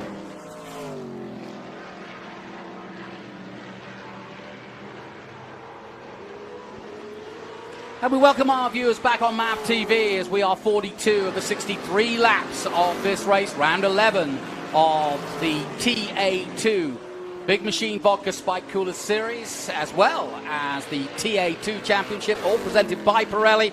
We've got an all-class field. It was always going to be interesting. And alongside me, Jonathan Green, Scott Goodyear, this has been interesting. Dyson has sucked up the pressure from Hendrickson throughout this race. The gap is still less than half a second. Meanwhile, Merrill in TA2 is trying to get on level terms with Brent Cruz, but he's running out of time. You know, I'm probably going to go against the grain here because all the drivers didn't seem like they like this multi-class racing, but I like it. Yeah, I do. Maybe we should do some more of it. I agree. I'm sure my phone will blow up tomorrow, but there you go. No, I think it's actually been very good, and you know, if you end up having some more TA cars mixed in there with there, I mean, it will be very interesting. I happen to, loved driving and now watching the Daytona 24 Hours, so I think this is pretty cool. Well, Merrill's up to 9th now, and he's chasing Brent Cruz in 5th. Now we've got a caution. Now, I tempted you, didn't I? There you go. That is bad news for Boris Said Jr. The rear of that car ripped off, and I wonder if that's a combination. I don't know. We'll soon find out. But anyway, that was no question that was a big hit for the back of that car. So that brings out a full caution, surely. Now, how does this change, and how does this approach change? Let's put you in Brent Cruz's position. You're leading in TA2, or in Chris Dyson's position. You're leading the race in TA. There he is. Now what do you think about it? Well, and this is a little bit different than maybe some, because what they're going to end up doing is putting the classes together for a restart. So they're going to have all the TA cars together, and then the leader for TA2 and all those cars behind him. So there won't be any lap cars because they're going to bring them in and put them to the back of the field. So it's going to be almost like a start again on this restart, Johnny. So with this the will TA be, guys at the front, So this goes back to what I was saying before. Who's left some tires on the car? Who's used up too much car? I don't think Brent's really used his tires. He looks so smooth, but this is where you need to make sure you get a good restart and use that whole thing here is now, starts and restarts, opportunity for passing. Well, we've been talking about A.J. Hendrickson throughout most of this race, doing a great job in second place, chasing down Dreesy. Let's hear from he and the team as we go down to Ben Sisson. Tire wear, because you guys... Hey, thank you very much. I'm down here with Stevie Ray, ECC Motorsports. And Stevie Ray, AJ's doing so well, keeping up with Dyson, even having some looks here into turn 1, Big Machine Vodka Spike Coolers, turn 1. But you did come up to me and you said, what's everybody saying about tire wear? Are you worried about tire wear? A little bit, but I think we'll be okay. We swapped him from left to right before we went out. It was recommended by Pirelli, so we did that. And he's just kind of cruising. He hasn't really said anything. He's just kind of being patient. We're trying to make JC drive his mirror a little bit and see if we can rattle him. He doesn't seem to be rattled on the radio. Is he having a good time? I think so. He's having a real good time. Like I said, when you don't hear the driver, that's a good sign. Yeah, exactly. Now, George, if you could step over with me, you can see right now we've got three-dimensional. They're getting tires ready here on the wall. And Scott Goodyear and I were talking about this before the race, that we thought tires might become an issue. And we saw all of the crews come over when the number 17 came in with tire problems. And it looks like right here, we've got somebody from three-dimensional changing tires. It looks like we've got Thad Moffitt coming in. I'm not sure why he's coming into the pit lane, but we've got a lot coming around in here in the pit lane. So, gentlemen, back up to you in the tower. Interesting. They've got tires out for the 88, but I thought he was out. Yeah. Now, Thad Moffitt coming in the 43. A little different than the IndyCar when you got the air jacks and you got the one wheel nuts. So I give it to these guys because 5 wheel nuts in the old style of doing it. Even NASCAR today has gone over to the central nut. Well, Thad Moffitt choosing to put on some sticker tires, and as you say, it's almost manual pit stop, because we don't do pit stops, or any provision. We don't do pit stops as a nature. We do a sprint race, so any pit stop really slows you down, and the only time you can really get away with it is under caution like this. And even so, it's still quite laborious, isn't it? Yeah. Well, can they get this all done within the one lap? It's a very difficult scenario, but obviously the driver thinks that he needs tires to be able to give him some grip, because he feels that might be just worth the benefit.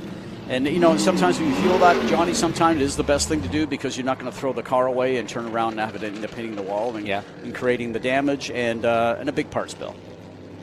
So then we're looking high above the Customers Bank Turn 7, the turn that takes you on to the oval, a very important corner. Now we're in that oval section. It really doesn't look that banked from on board, does it? But it's a little bit steeper than perhaps you get it from the onboard. But and we really felt that when we drove around yesterday, especially right in the very center of it. I never did the oval here in the IndyCar, and obviously those are so much different because you have so much downforce on those cars. But there's definitely a bowl, and it sort of dips right there in the middle, and it seemed like it could give you a lot of grip, but few laps in the car because you were screaming, so I had to come in. Now, listen. No, I wasn't screaming. Now, listen, let's talk strategy. We just talked about it. Let's go down to Ben Sissel and find out what he's learned down there. Well, thank you, guys. What I can guess, I haven't confirmed this, but I had heard that the three-dimensional services group team has been practicing and rehearsing these tire changes. So instead of Thad Moffitt going to Team SLR, they brought him right down to three-dimensional services group that are also running M1 chassis. So I think with the training that the three-dimensional services group team has gone through, they were able to make those tire changes quicker. So great strategy there as we see the cars lining up and changing the directions. I cannot confirm that as a strategy right now, gentlemen, but that's my guess. Back to you. Curiouser and curiouser, as Alison Wonderland once said, but it's all going on as we go back on board with Austin Green. He's had a good run so far. We're still under caution here, and this could be the make and break of this race, because after this, it's hell-bent for leather for the line here in the beautiful skies of Madison, Illinois. And it's had some great racing in the past here at the World Wide Technology Speedway. Very proud of this facility. It's had some up and downs over the years, and proud to say that it's got a fantastic oval for NASCAR and IndyCar. IndyCar here just in August, and they love their NASCAR here as well. But it's Trans Am this weekend. There's the pace car. That's the car that we went round in, and nice little car too, that Dodge Challenger. Well, we saw 125 miles an hour, I think we did, coming down Doesn't feel turn like you're one. going it all that fast when you're a racetrack. It really doesn't. Yeah. which was certainly a lot of fun. Again, thank you for Petty Garage for allowing us to go ahead and use that. I could not have that at home because I think I would be getting tickets. So here's an interesting one, Scott. We've mentioned this before in the past, but these two, Connor Zilic and Brent Cruz, literally grew up racing together since babies.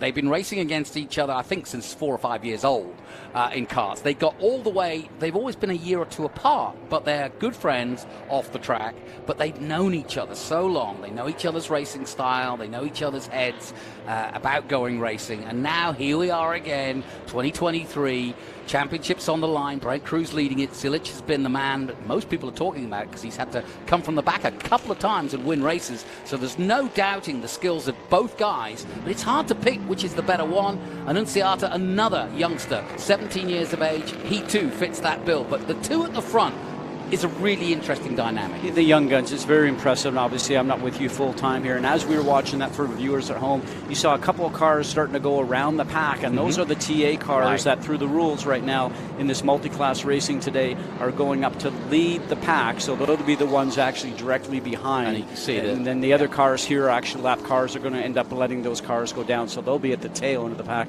Some reshuffling going around here right now, just so you understood what those cars were that you saw from the view up top. Glad I've got a race director with me. David Hoots, of course, in the hot seat for our Trans Am. And Scott Goodyear, who sits alongside me today, does exactly the same job in F4 and FR. Back in action again, VIR.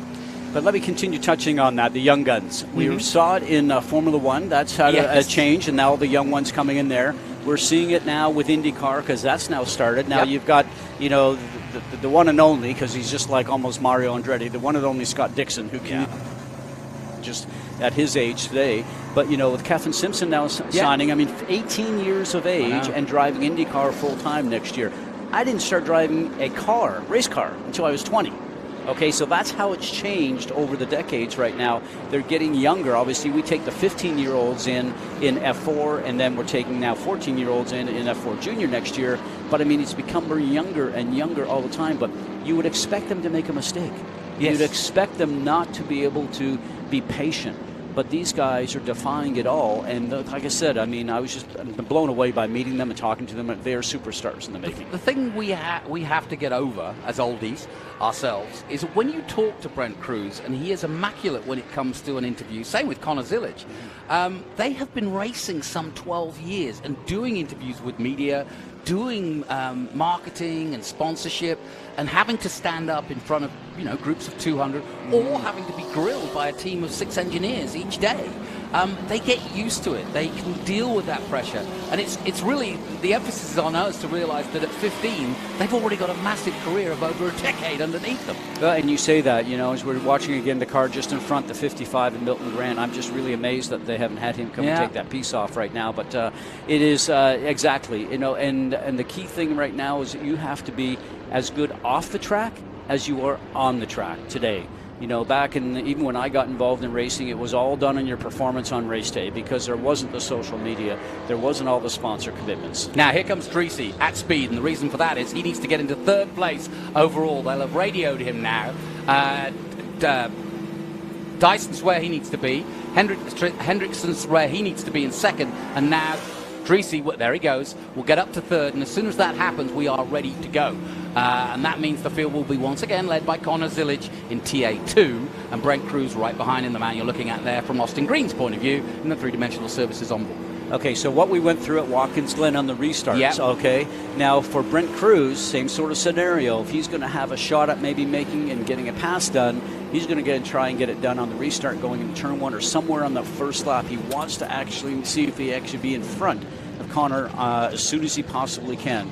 Otherwise, he gives clear track to Connor out in front. Connor might just have a little bit more speed.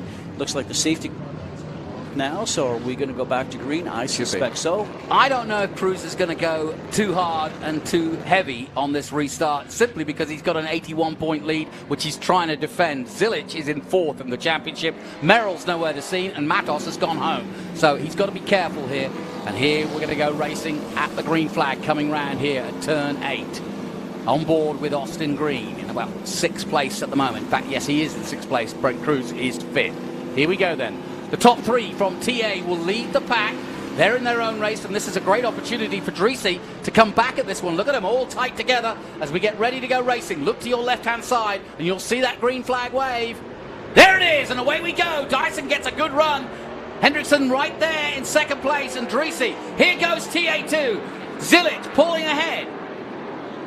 And this should give us a cleaner finish to the race, given the TA won't have the traffic to deal with, hopefully, before the end of this race. And sure enough, Zilic under pressure from Cruz. Austin Green's right there. Nathan Hearn, the top 4 in TA2, all line astern as Cruz looking to make a way past Zilic. Buford's in there as well. Oh, yeah, just in his tracks, too. It looks like he really is thinking about it. I take exactly and agree with you about as far as the championship is concerned, but, you know, as oh, somebody's made a puff of smoke there. One of the TA cars.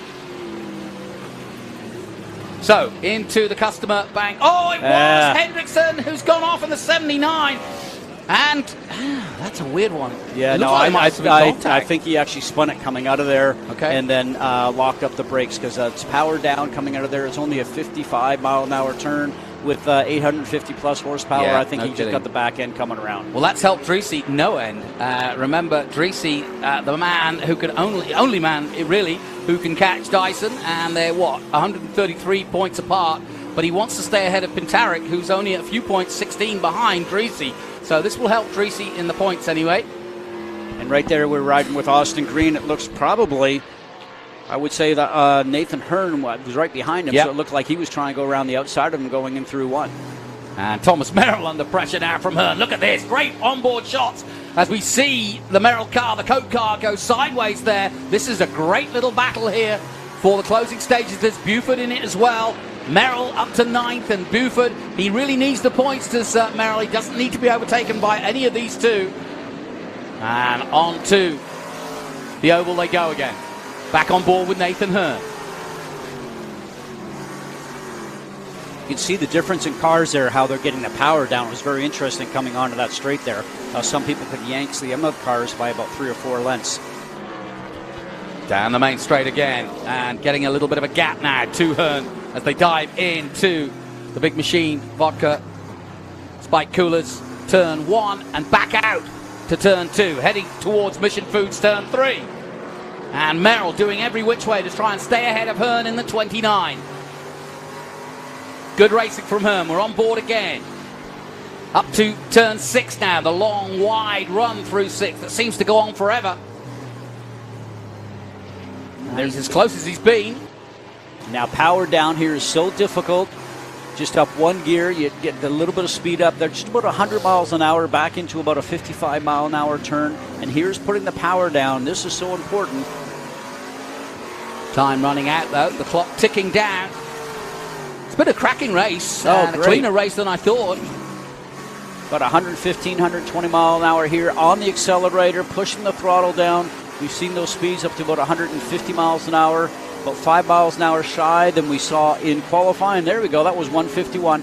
Here's the thing, though. If you can get into braking and be able to get a couple of lengths, get the power back on at all so the guy's not going to drive away from you in front. It's sort of like a give and take, and you have to sort of see what your car has and the availability. Now, don't forget, there's going to be a lot of marbles on this racetrack right now because, yes, we had a yellow, but there wasn't a blower out there to clean the racetrack That's off. true. These drivers are very much aware of what the racetrack's offering them right now, so you got to be very cognizant of that.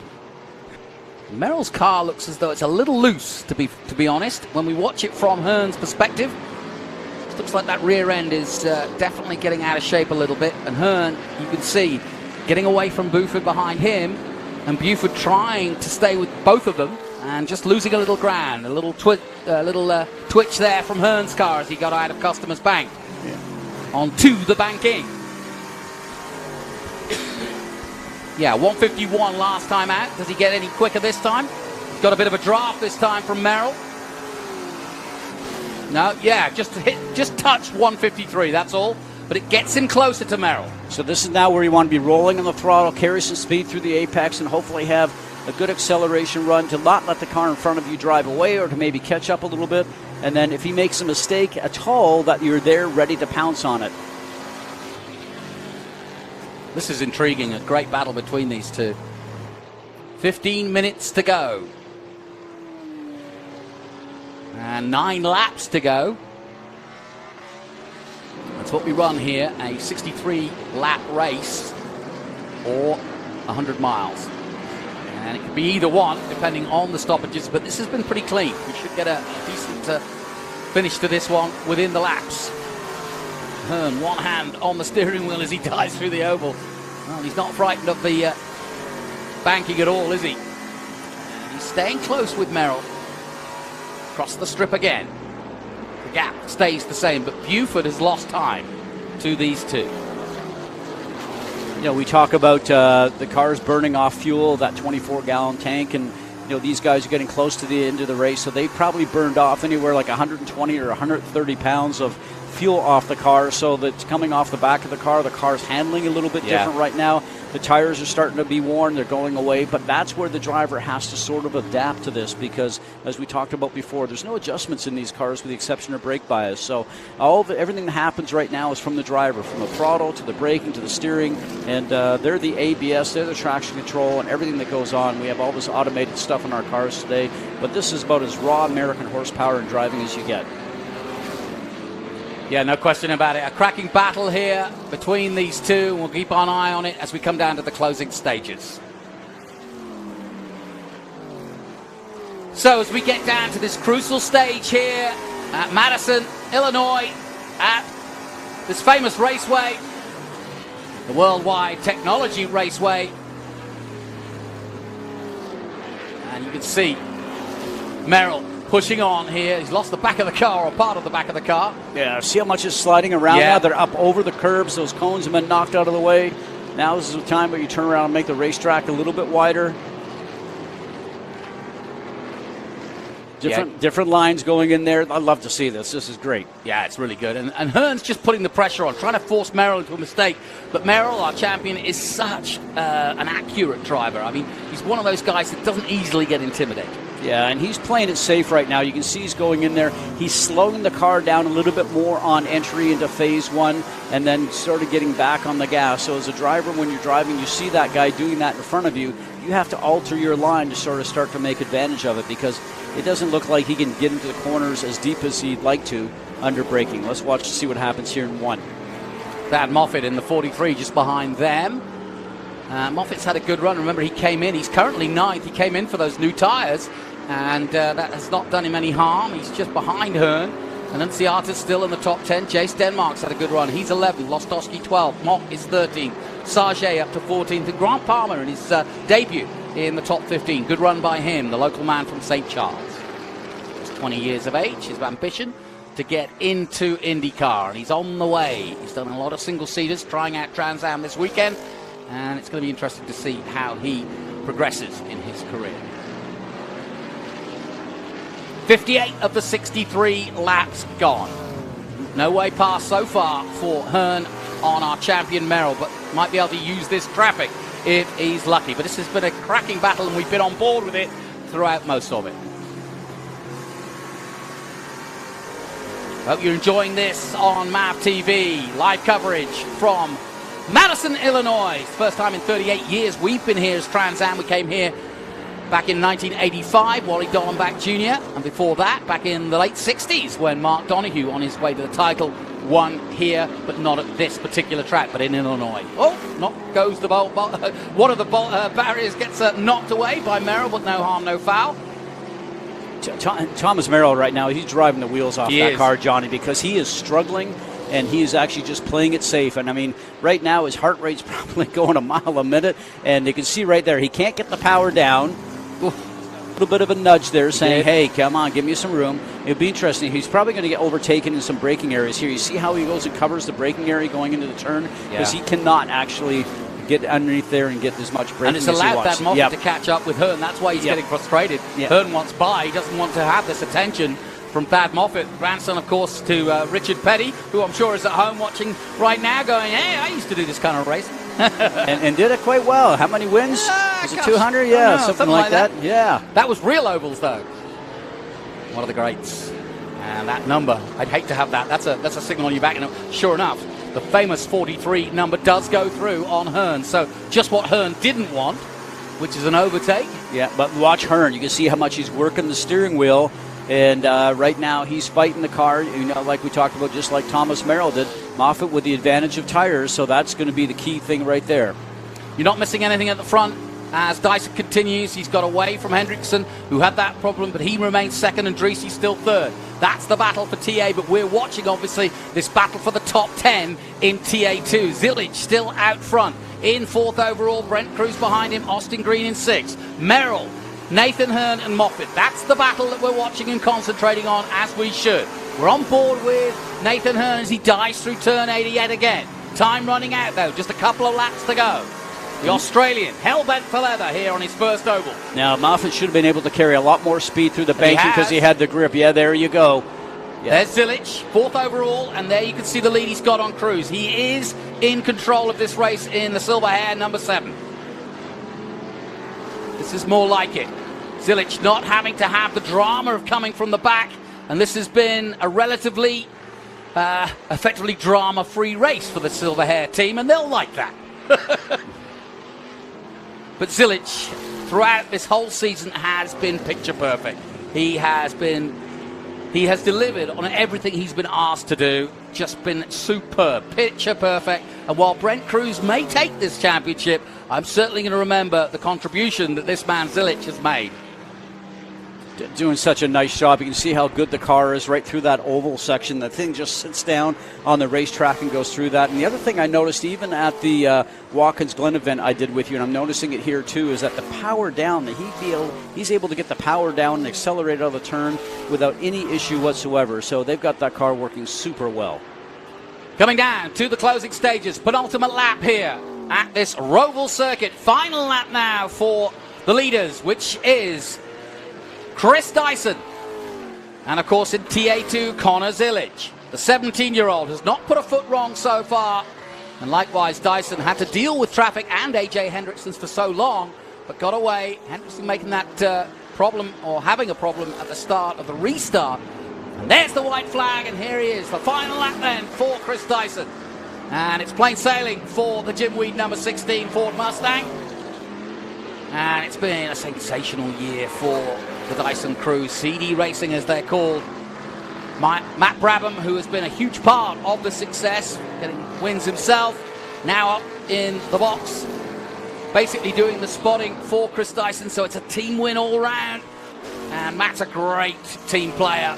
Obviously, he wants to be in any car he can get in, but when he's asked to do a job, he'll do it and get on with it. And he's been a real help to Chris Dyson this weekend at this particular track, wouldn't you say? Absolutely. Just so much wealth of knowledge between these drivers with so much experience, which really helps when you come to a racetrack that's brand new. You can go and look at the data, look at the video, and just get some ideas about what you need to do to change the car. But, I think from the conversation with Chris, the concerns that he had about multi-class racing, I think he's going to think after today it's okay. Dyson's going to do it here in Madison. He takes the checkered flag and wins yet again. And the TA Championship is all but wrapped up. He'll win it surely at VIR. And Connor Zilic in the silver hair, number 7 Chevrolet, does it again. Pole position to checkered flag, does it in style, and shows Brent Cruz what he can do as Cruz comes home in second place at TA2. And right behind him, Austin Green, who's put in a good run. Well done, though, to the all-Graham Jim Weed, number 16. All-out absolute domination of the 2023 season by this team. It's never easy from the inside of the team, as we heard from Chris Dyson. But certainly from our vantage point, these are the cars, the 16 and the 20, that we've seen at the sharp end throughout most of the season. And they continue to dominate here. We heard at Watkins Glen last time out that David Patarik gave this young man, I say young man, his opportunity back in 2007 to race a Trans Am car. And since then, he's not looked back, and we are thankful for it. But some good stories throughout this race. A little bit of attrition, as we expected. A little bit of worry about the tyres, as we expected. But all in all, pretty clean race. Something I just think we just proved to ourselves today, that multi-class racing works. It's exciting. And you know what? As a driver, I think it makes you become a better driver because you have more to contend with. So I know there's concerns about this at the very beginning, but I'm now a proponent for it. I'd like to see it. Like I said, the phone will light up tomorrow with "Are you crazy?" But I think Good job for Austin Green. He's in his battle for the rookies, remember. Young Guns title also up for grabs, but of course Brent Cruz dominating in that and again getting big points in that. The big story though, Rafa Matos not finishing this race, started the weekend in contention, and that's going to help Merrill get closer on the runner-up spot for sure. So in comes Chris Dyson. Interesting to hear what he has to say. And there is the 7, just behind him, Chris Durbin. But Weekend Farms quarter horses, that's what they run. There, Zilich sponsored by that. Just 17 years of age. Whoa, what a career he's got. Yeah, and so young. Chris Dyson, just a little bit older than that. I will say, I can say that because Chris and I have raced against each other. Well, I met 3.0 the other day at Watkins Glen. He's only about 8. Oh, yeah, there you go. Yeah, there you go. But, I mean, both of them, yes, cool suits and everything that you have today in these cars. But, you know, it's been hot today. The humidity probably was the factor today because humidity is so high here in the St. Louis area. But good for him. Yeah. Yeah, but a great guy to have in our sport, and then you know, he just does so much for motor racing. It's very very helpful to the series also, just with thoughts and ideas with all the racing, with all the racetracks we go to. I've had some conversations with him on that, but senior in the series, but great driver. Well, off comes the helmet. The sweat is obvious. It's a long 100 miles, but let's head down to Ben Sissel, who's with our winner, Chris Dyson. Go get it, bro.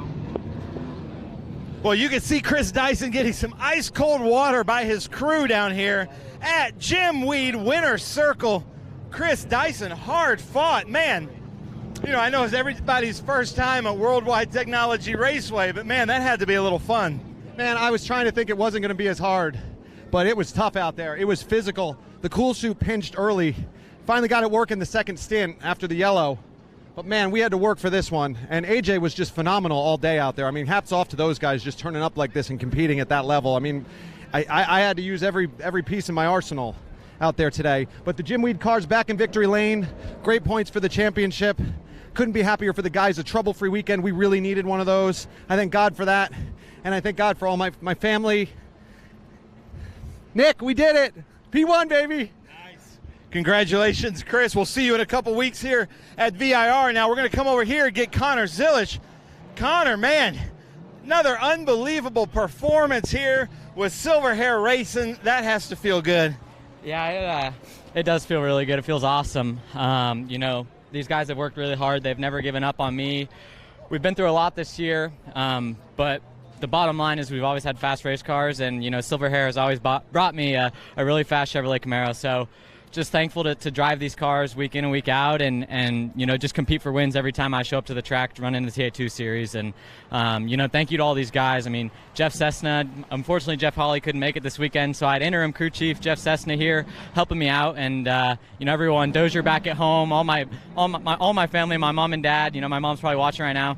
It takes a whole army to get me here and to get me racing, and you know, it means a lot to come out here and kind of win my 3rd in a row. Not technically, but you know, we got a lot of momentum right now. So, you know, thank you, Maurice and Laura Hull. They've given me this opportunity to race in the series this year. So, you know, to come out here and make the most of it is special to me.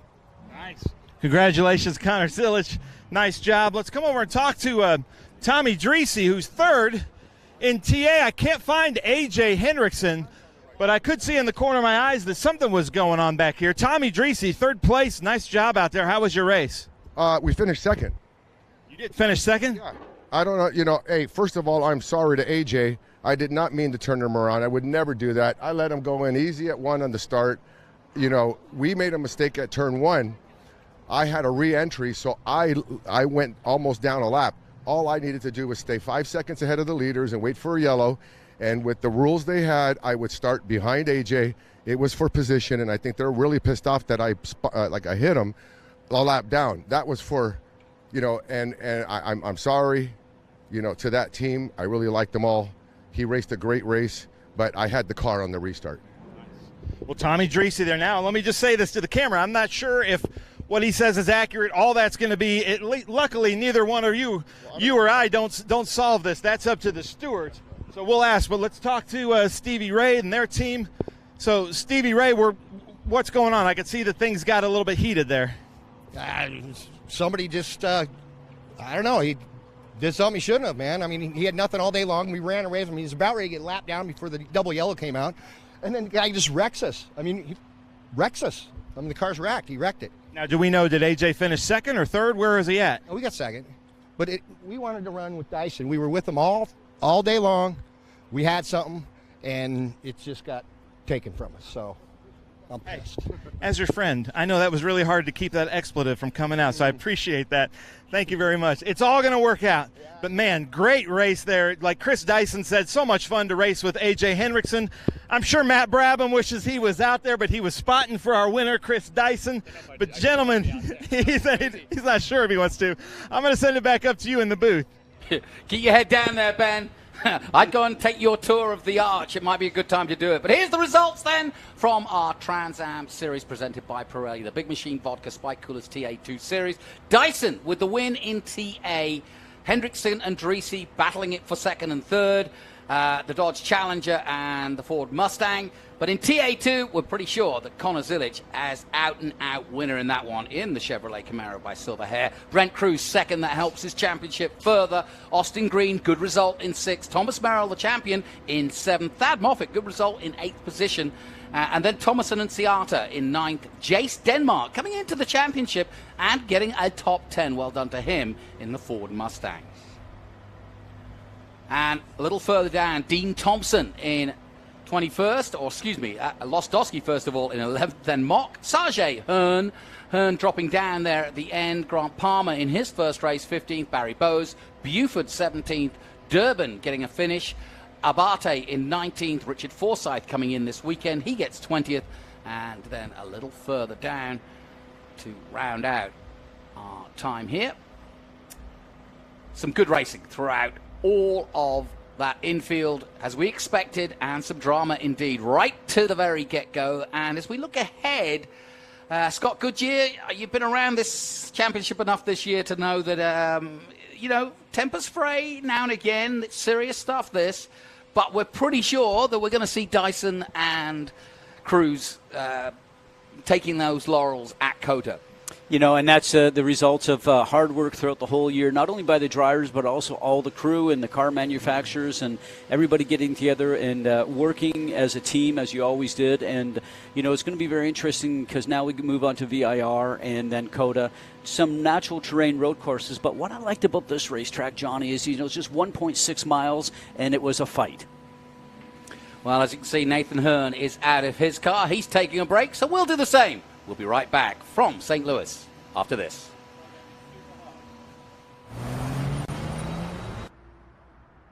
Honey, did you do something to the car? It's so quiet. Do the new P0 AS Plus 3 tires from Pirelli provide a quieter ride? Yes. The new tires from Pirelli deliver high performance and, as she noticed, an exceptionally quiet and comfortable ride. The new P0 AS Plus 3 tires from Pirelli. Performance for every mile. I'm Richard Petty, and you might say I've had a fairly successful driving career. And you know the secret of my success? Having a good support team around me when I need it. Whether you're a route driver, over-the-road trucker, or you're interested in driving special purpose vehicles, Clean Harbors is the kind of place where you can build a long driving career. Do yourself a favor, give Clean Harbors a call. We're at a commercial break.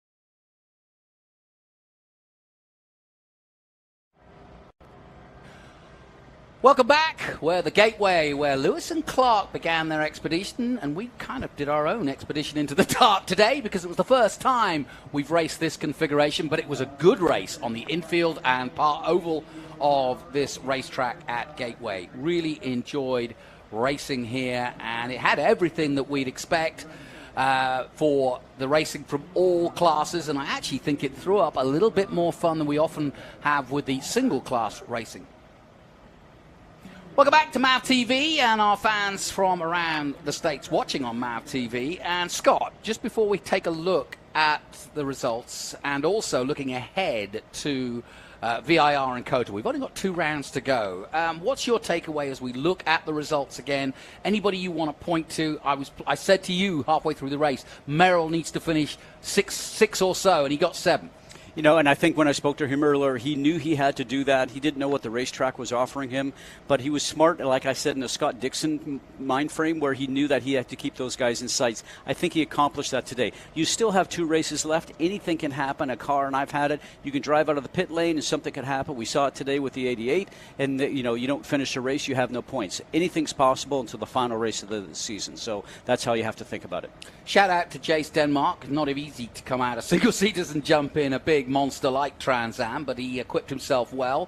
Obviously, what he's doing at the Radford School is helping him, and also in his single-seater quest. So he's at a venture at 19, or a point in his career at 19, where he could go either way. You know, and he's proved himself to be very, very good in his tin top, as I like to call it. So give him a lot of credit for what he just did today. Good run from Josh Sargent yet again. Nathan Hearn battling in the top 10 for a long time. Shout out to the young 20-year-old Grant Palmer from St. Charles in Missouri, just down the road. He's another one. He's trying to go in single-seaters, but thought he'd give TA2 a run. And I'm just so pleased to have these youngsters that either come from the dirt or come from single-seaters and just want to try what muscle cars racing is all about. And Grant looked at some of our racing last year, you know, within our series, and I'll tell you what, he's a likable young man and a sponsorship's dream, and I'm just hoping that he finds the success that he needs off the track, which is the funding, the sponsorship, to be able to go and live his dream driving on the race course. And great to see Michelle Abate back. She's still suffering with that broken ankle. She's got a slight, well, if you like, a splint, really, to keep it stable. But she is back from injury, and she's back racing, and that's the important thing for her, the girl from Las Vegas. And she accomplished what she said to me this morning she wanted to do. I just want to finish. I'm just coming back. She had a brake issue, which caused a crash, as you know, at Road America, and then she had a little brake issues here this weekend, so probably a little bit unnerving for her. She did a great job. I feel for Boris Said Jr. and Taylor Gray. They look so good early on, and same for Travis Cope, I suppose, coming in the Mike Cope race Ford Mustang, but not getting the result he deserved. So as we look high above St. Louis, a beautiful shot of, well, the Cardinals play down there, one of the most successful baseball teams in the world. But talking of men who've got fame in this town, Ben Sissel is on the Walk of Fame. Yes, he is. He's got 2 Grammys. But now he's got to do our podium. Down to you, Ben. All right, ladies and gentlemen, here we are in my hometown of St. Louis. World Wide Technology Raceway for the Gateway SpeedTour. Everybody join up. Come on, St. Louis. Let's hear it. Act like you're at a Cardinals game, a postseason Cardinals game. We are going to start with the Big Machine Vodka Spike Coolers TA2 Series. In the Pro-Am category, St. Louis, get loud. Chris Durbin. Where's Chris Durbin? Here he is. Look at this. That's 2 in a row for you, Chris Durbin. I love it. So stand right in the middle. Let's see, Chris, is this about the middle? All right. Chris, nice job. And the car looks great. Again, how was it out there? Hot. Thanks to Brian Cohn Racing. He was coaching for us this week. Flying Wrenches crew, AMSOIL, Super Oil Pro, PME Engines, Hal Chassis, JRI Shocks. Thank you, Ben Sissel. Well, thank you. Let's hear it, ladies and gentlemen. Chris Durbin, Pro-Am. Beautiful race. 2 in a row for Chris Durbin. Hold that up, Chris. Did you get that? Chris Clark, Chris Green. We got lots of Chris's here. Come on, St. Louis. Get loud. Chris Durbin, Pro-Am. And he's coming through the ranks in Pro-Am. Big Machine Vodka Spike Coolers TA2 Series. Chris Durbin, Pro-Am winner here. Worldwide Technology Raceway. Chris, congratulations. Nice job.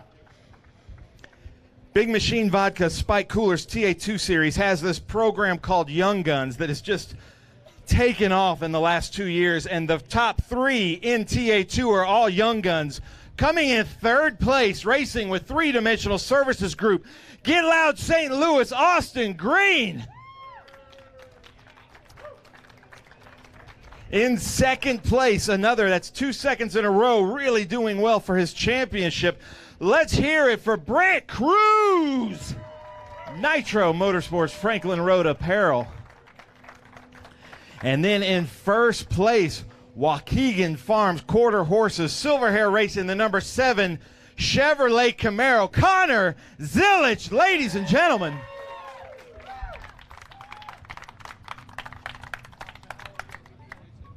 So, our elder statesman here in TA2 at a bright 22 years old, Austin Green, doing really well in the championship here, representing the Young Guns Three-Dimensional Services Group. How was your race out here at World Wide Technology Raceway?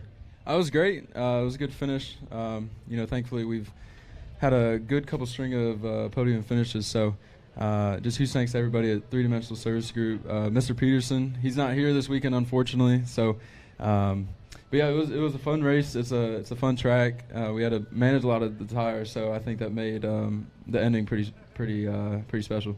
Nice. Now, ladies and gentlemen, I do ask. This man did just get out of a race car. He's just usually that low key. Are you ever going to get excited? I know. I don't know. I mean, I'm excited. Yeah. A very chill person, I guess. Nice. I love a very chill person. Austin Green, third place, ladies and gentlemen. Brent Cruz currently, I believe, leading the championship in Big Machine Vodka Spike Coolers TA2 Series. He won our Young Guns last year, 15 years old. Is that correct? Brent Cruz, great race. How was it out there? Yeah, we had a great race car. Coming from 5th and getting to 3rd early was super special. Having a pretty good short run car too, and then throughout the run, there wasn't much saving for me because I had to kind of work my way through the field a little bit. And then we had a pretty good race car, just not enough for the 7. Kind of fell off there at the end, which was what the penalty was for not being able to save. Just having not the best qualifying effort on my part, but thankfully we had a super fast Franklin Road number 70 race car prepped by Nick and all the team. So just want to say thanks to them for giving me another fast race car and bringing home another podium finish. Nice. Brent Cruz, ladies and gentlemen. And I have to say, I misspoke. Brent Cruz finished first 2 weeks ago at Watkins Glen, so a first and a second, very good. Coming to Connor Zilich. I'm going to come behind you, Connor. Unbelievable run here, Worldwide Technology Raceway. This has to feel really good for you and the team.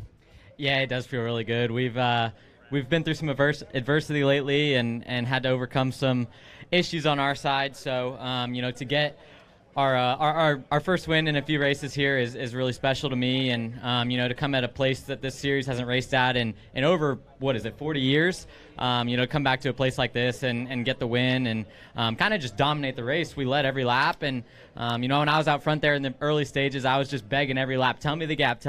I wanted to know how much I had to save tires there in the beginning stages, and just wanted to manage at around a 5-second gap, which I had, and I was able to do that. I had a really good Chevrolet Camaro. Silver Hair Racing has worked really hard to give me a really good car the last few races, and it showed. We've been fast everywhere we've gone, so to come here and capitalize on it and get ourselves our 4th win of the year is really cool. So looking forward to moving on to the last 2 races of the year. Hopefully we can make that 6 and keep up this momentum. Nice. Connor Zilich, ladies and gentlemen. We go to VIR next, and we know Connor's really fast there. St. Louis, get loud. Come on. Austin Green, Brent Cruz, Connor Zilich.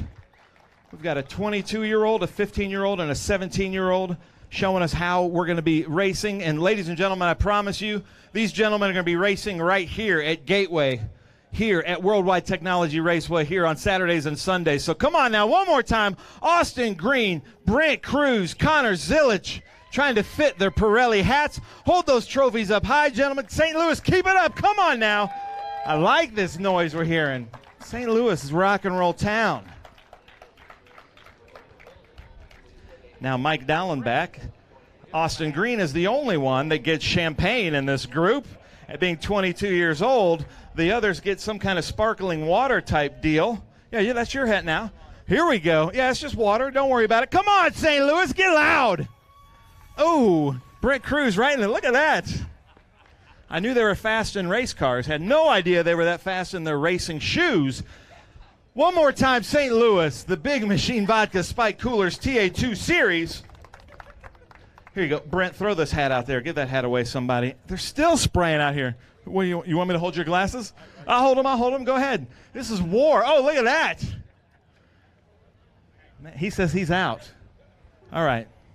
Hopefully that's as heated as it gets here on the winners, the Jim Weed winner circle here. So we're going to now go to Super GT SGT. Oh, did you get it in the eyes? I'll be good. Yeah, right? Yeah, I'll be good. All right, he says he'll be good. That burns, really. Now look at the sportsmanship. Here we have Brent Cruz's mom wiping Connor Zilich's eyes. She's probably known Connor since he was 5 years old, so that's cool. How about that for some sportsmanship here in TA2? So Super GT, this was a hard-fought battle throughout, but second place in that beautiful Porsche all the way from Memphis, Tennessee. Let's hear it, Milton Grant, ladies and gentlemen. And in first place in that G-Speed Corvette. Coming out here just to shake things down and then wins first place, Super GT. Let's hear it, Richard Forsyth. Come on, St. Louis. I know you can get louder than that. Come on, St. Louis. Let Missouri hear you. All right, yeah, right there. Here, where do you want us, Chris? A little bit over, a little bit over, a little bit. Okay, we good?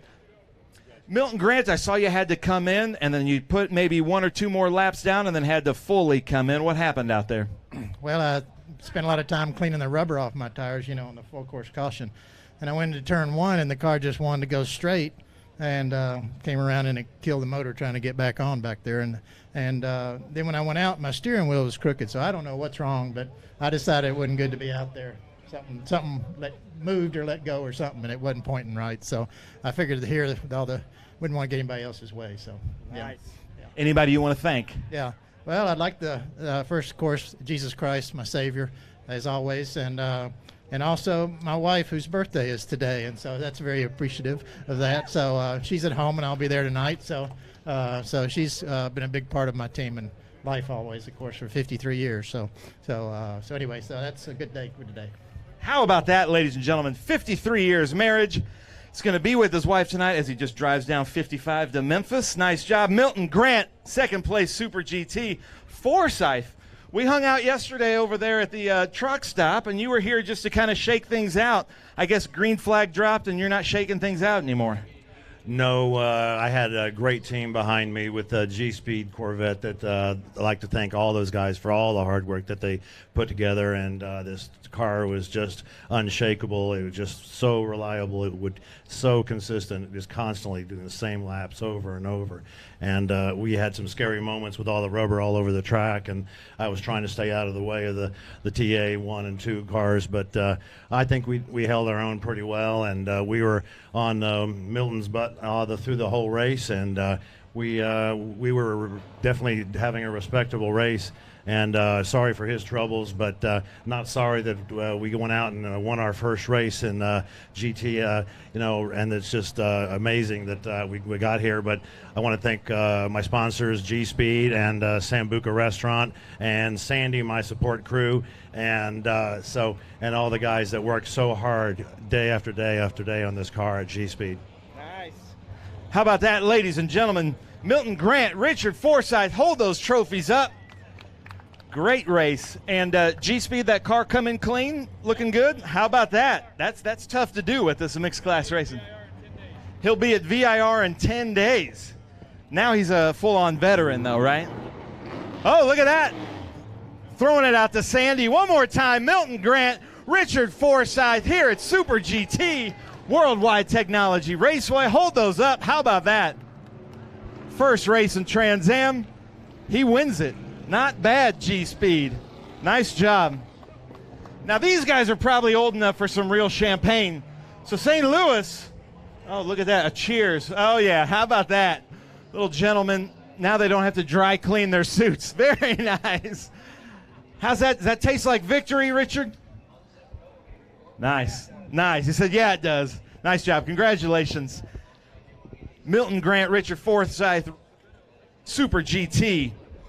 TA2 Trans Am. These around 900 horsepower monsters. Right now, this is provisional, but third place, let's hear it. Tommy Dreesy. Where's Tommy Dreesy? 3GT, Lucas Oil, that blue Ford Mustang. Tommy Dreesy, third place. All right, St. Louis, Illinois. I need you to get loud because from Chicago, home of Da Bulls, second place, let's hear it. AJ Hendrickson in that Dodge Challenger. Nice job, AJ. And then in first place, doing really well here for his points championship, coming up to Jim Weed Winner's Circle. Let's hear it. Chris Dyson.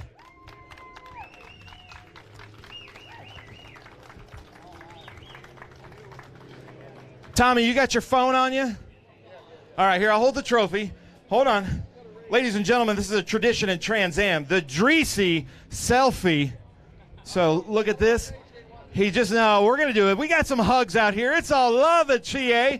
AJ, you got to get in here, man. It's all love. Come on, there we go. There's the Tommy Dreesy selfie. You got to follow him on social media. He's going to display that. So, Tommy, here you go. You good? Crazy race out there. How was it for you? It was just nuts. I don't even think the series understood what was going on.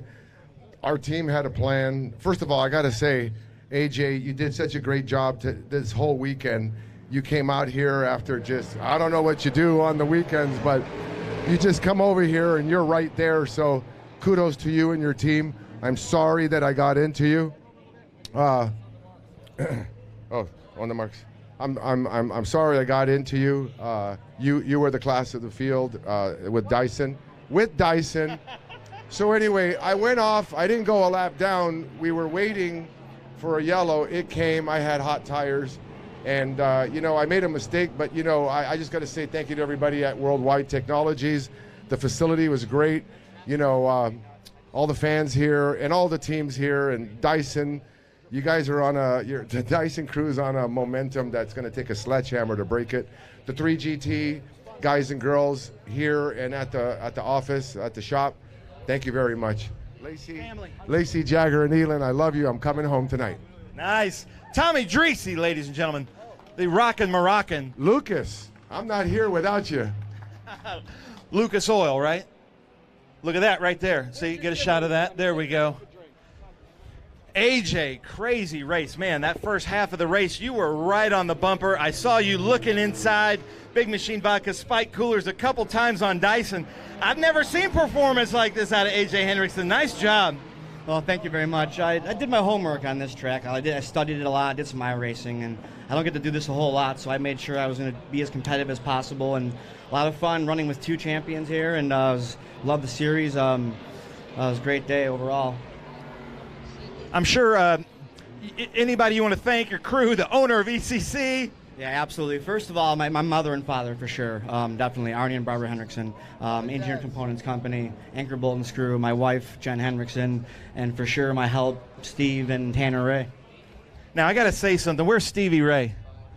We could go to your pit box right now, and I think Stevie Ray wore a line in the asphalt the whole race. He's doing this. I don't think he ever stopped doing that. So we're going to have to go back there. You might have to sign that, Stevie Ray. Nice job.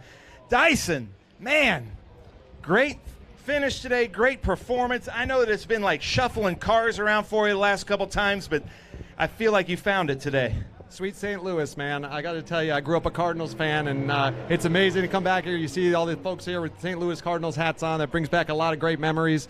But I'll tell you what, we've had a season to remember this year. We've had amazing race results, and we've scored a lot of points, and we've scored a lot of wins, but it's been a lot of work along the way, and I want to take my hat off to everybody here on the CD Racing team, and especially Mike Lancy, who has worked tirelessly to make sure that we had not one but two great race cars all the time, and it's been a hustle between switching cars, jumping around, and these guys have stepped up to every challenge we've given them, and I think that we've scored some points. I'm excited about what's coming at VIR, and I'm hoping we can take it down to the wire there. I got to dedicate this win to my son Nicholas. he and I did a lot of work on the simulator the last couple weeks, and I'm not going to say which one of us was faster, but he knows. And he taught me a lot out here. But racing today was just thrilling. I mean, we were expecting this race to be really, really hard and physical, but I knew following AJ yesterday that he was good and he's on his marks out here. I didn't realize it was his home track, but he was driving like a real champ out there. And the problem is I was good in clean air with the Jimweed car. We could run great once we had the clear track ahead of us, but you get that for about 30 seconds around here. And every time I looked, he was all over me. So he drove great. I commend you for that, and his team, super job. And obviously Tommy's out there, memorable every occasion. He and I had a lot of fun this weekend. We're looking forward to being back with the whole TA crew at VIR and closing out this title in style. Nice. Hey, in St. Louis, listen to this. Chris Dyson grew up in Mets country in New York, but grew up a Cardinals fan. How about that? You said go Mets. Oh, no, you guys are about to arm wrestle for that. All right, ladies and gentlemen, Tommy Dreese, AJ Henderson, Chris Dyson, TA here, World Wide Technology Raceway. But Chris did pull me aside yesterday and said, I grew up in Poughkeepsie, New York as a Cardinals fan, and he used to get booed when he'd go watch the Mets in a Cardinals hat. What's that? Yeah, worse than booed, he said, but, that's back in the Keith Hernandez days of the Mets. All right, St. Louis, get super loud here one more time. Let them hear you over there in Missouri. Uh-oh. Tommy Dreese, AJ Hendrickson, Chris Dyson, TA. We got the right hats? We sure we're good? All right, come on, St. Louis, get loud. Get in the middle. Wait, get in the middle. Chris is yelling right here at Dyson. There we go. Come on, we got to make these pictures look good. The Trans Am staff spent a long time brushing this backdrop off today. We got to make these pictures look good. All right, nice job. Uh-oh. I think all three of these gentlemen are old enough for some real champagne. This could get ugly, people. Are we clear? Okay. All right, St. Louis, get loud. Here comes the champagne. They're being gentlemen about it. But right now, Jonathan, I'm going to send it back up to you for the roundup. Well, thanks, Ben. Ben Sissel, of course, doing a great job at the Jimweed Winners Circle. But that concludes our action from St. Louis and from Madison, Illinois, and the Gateway to the West. It took us 38 years to get back here, but it was a good return and definitely well worth it. My thanks to Scott Goodyear and the entire TV crew. VIR and COTA to remain after our visit to World Wide Technology Raceway. 2 rounds to go. And a championship that was born in 1966, you have to say, is alive and kicking when our top 3 are 15, 17, and 22. From me, Jonathan Green, until VIR, bye-bye for now.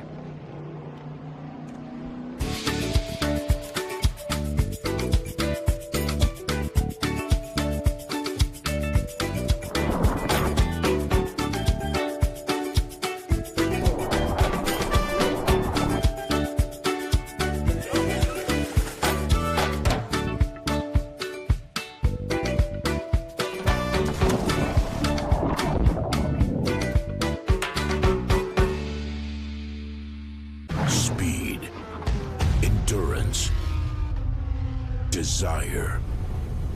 For 160 years, Motul has helped engines and drivers go faster, further, and stronger.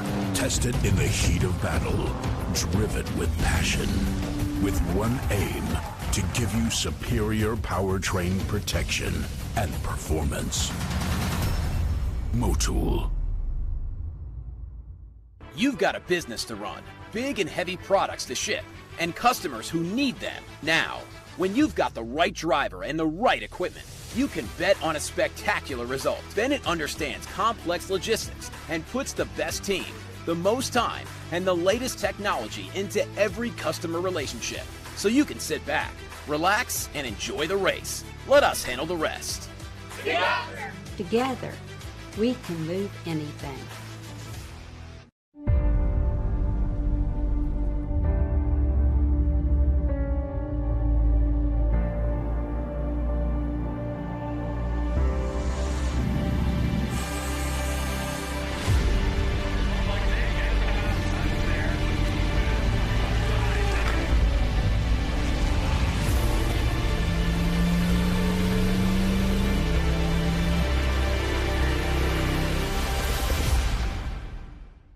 For low to medium volume production parts and full assemblies, utilizing the latest manufacturing technology and automation, which 3D continually invest in, we are able to deliver high-quality parts rather than empty promises. 3D takes on the jobs our competitors simply can't. The Three-Dimensional Services Group loves the challenge. Our team is your team. The Three-Dimensional Services Group, prototype, production, proven. Hungry for SVRA action? Well, the best way to enjoy classic auto racing is with a delicious classic from Mission Foods. Green flag your race-watching snacks with Mission's mouth-watering race day recipes. Try some of our tasty tacos, piled high nachos, fresh chips with guac, and more. So gear up your ride and fuel up those stomachs with delicious Mission Foods. Now that's too fast, too tasty.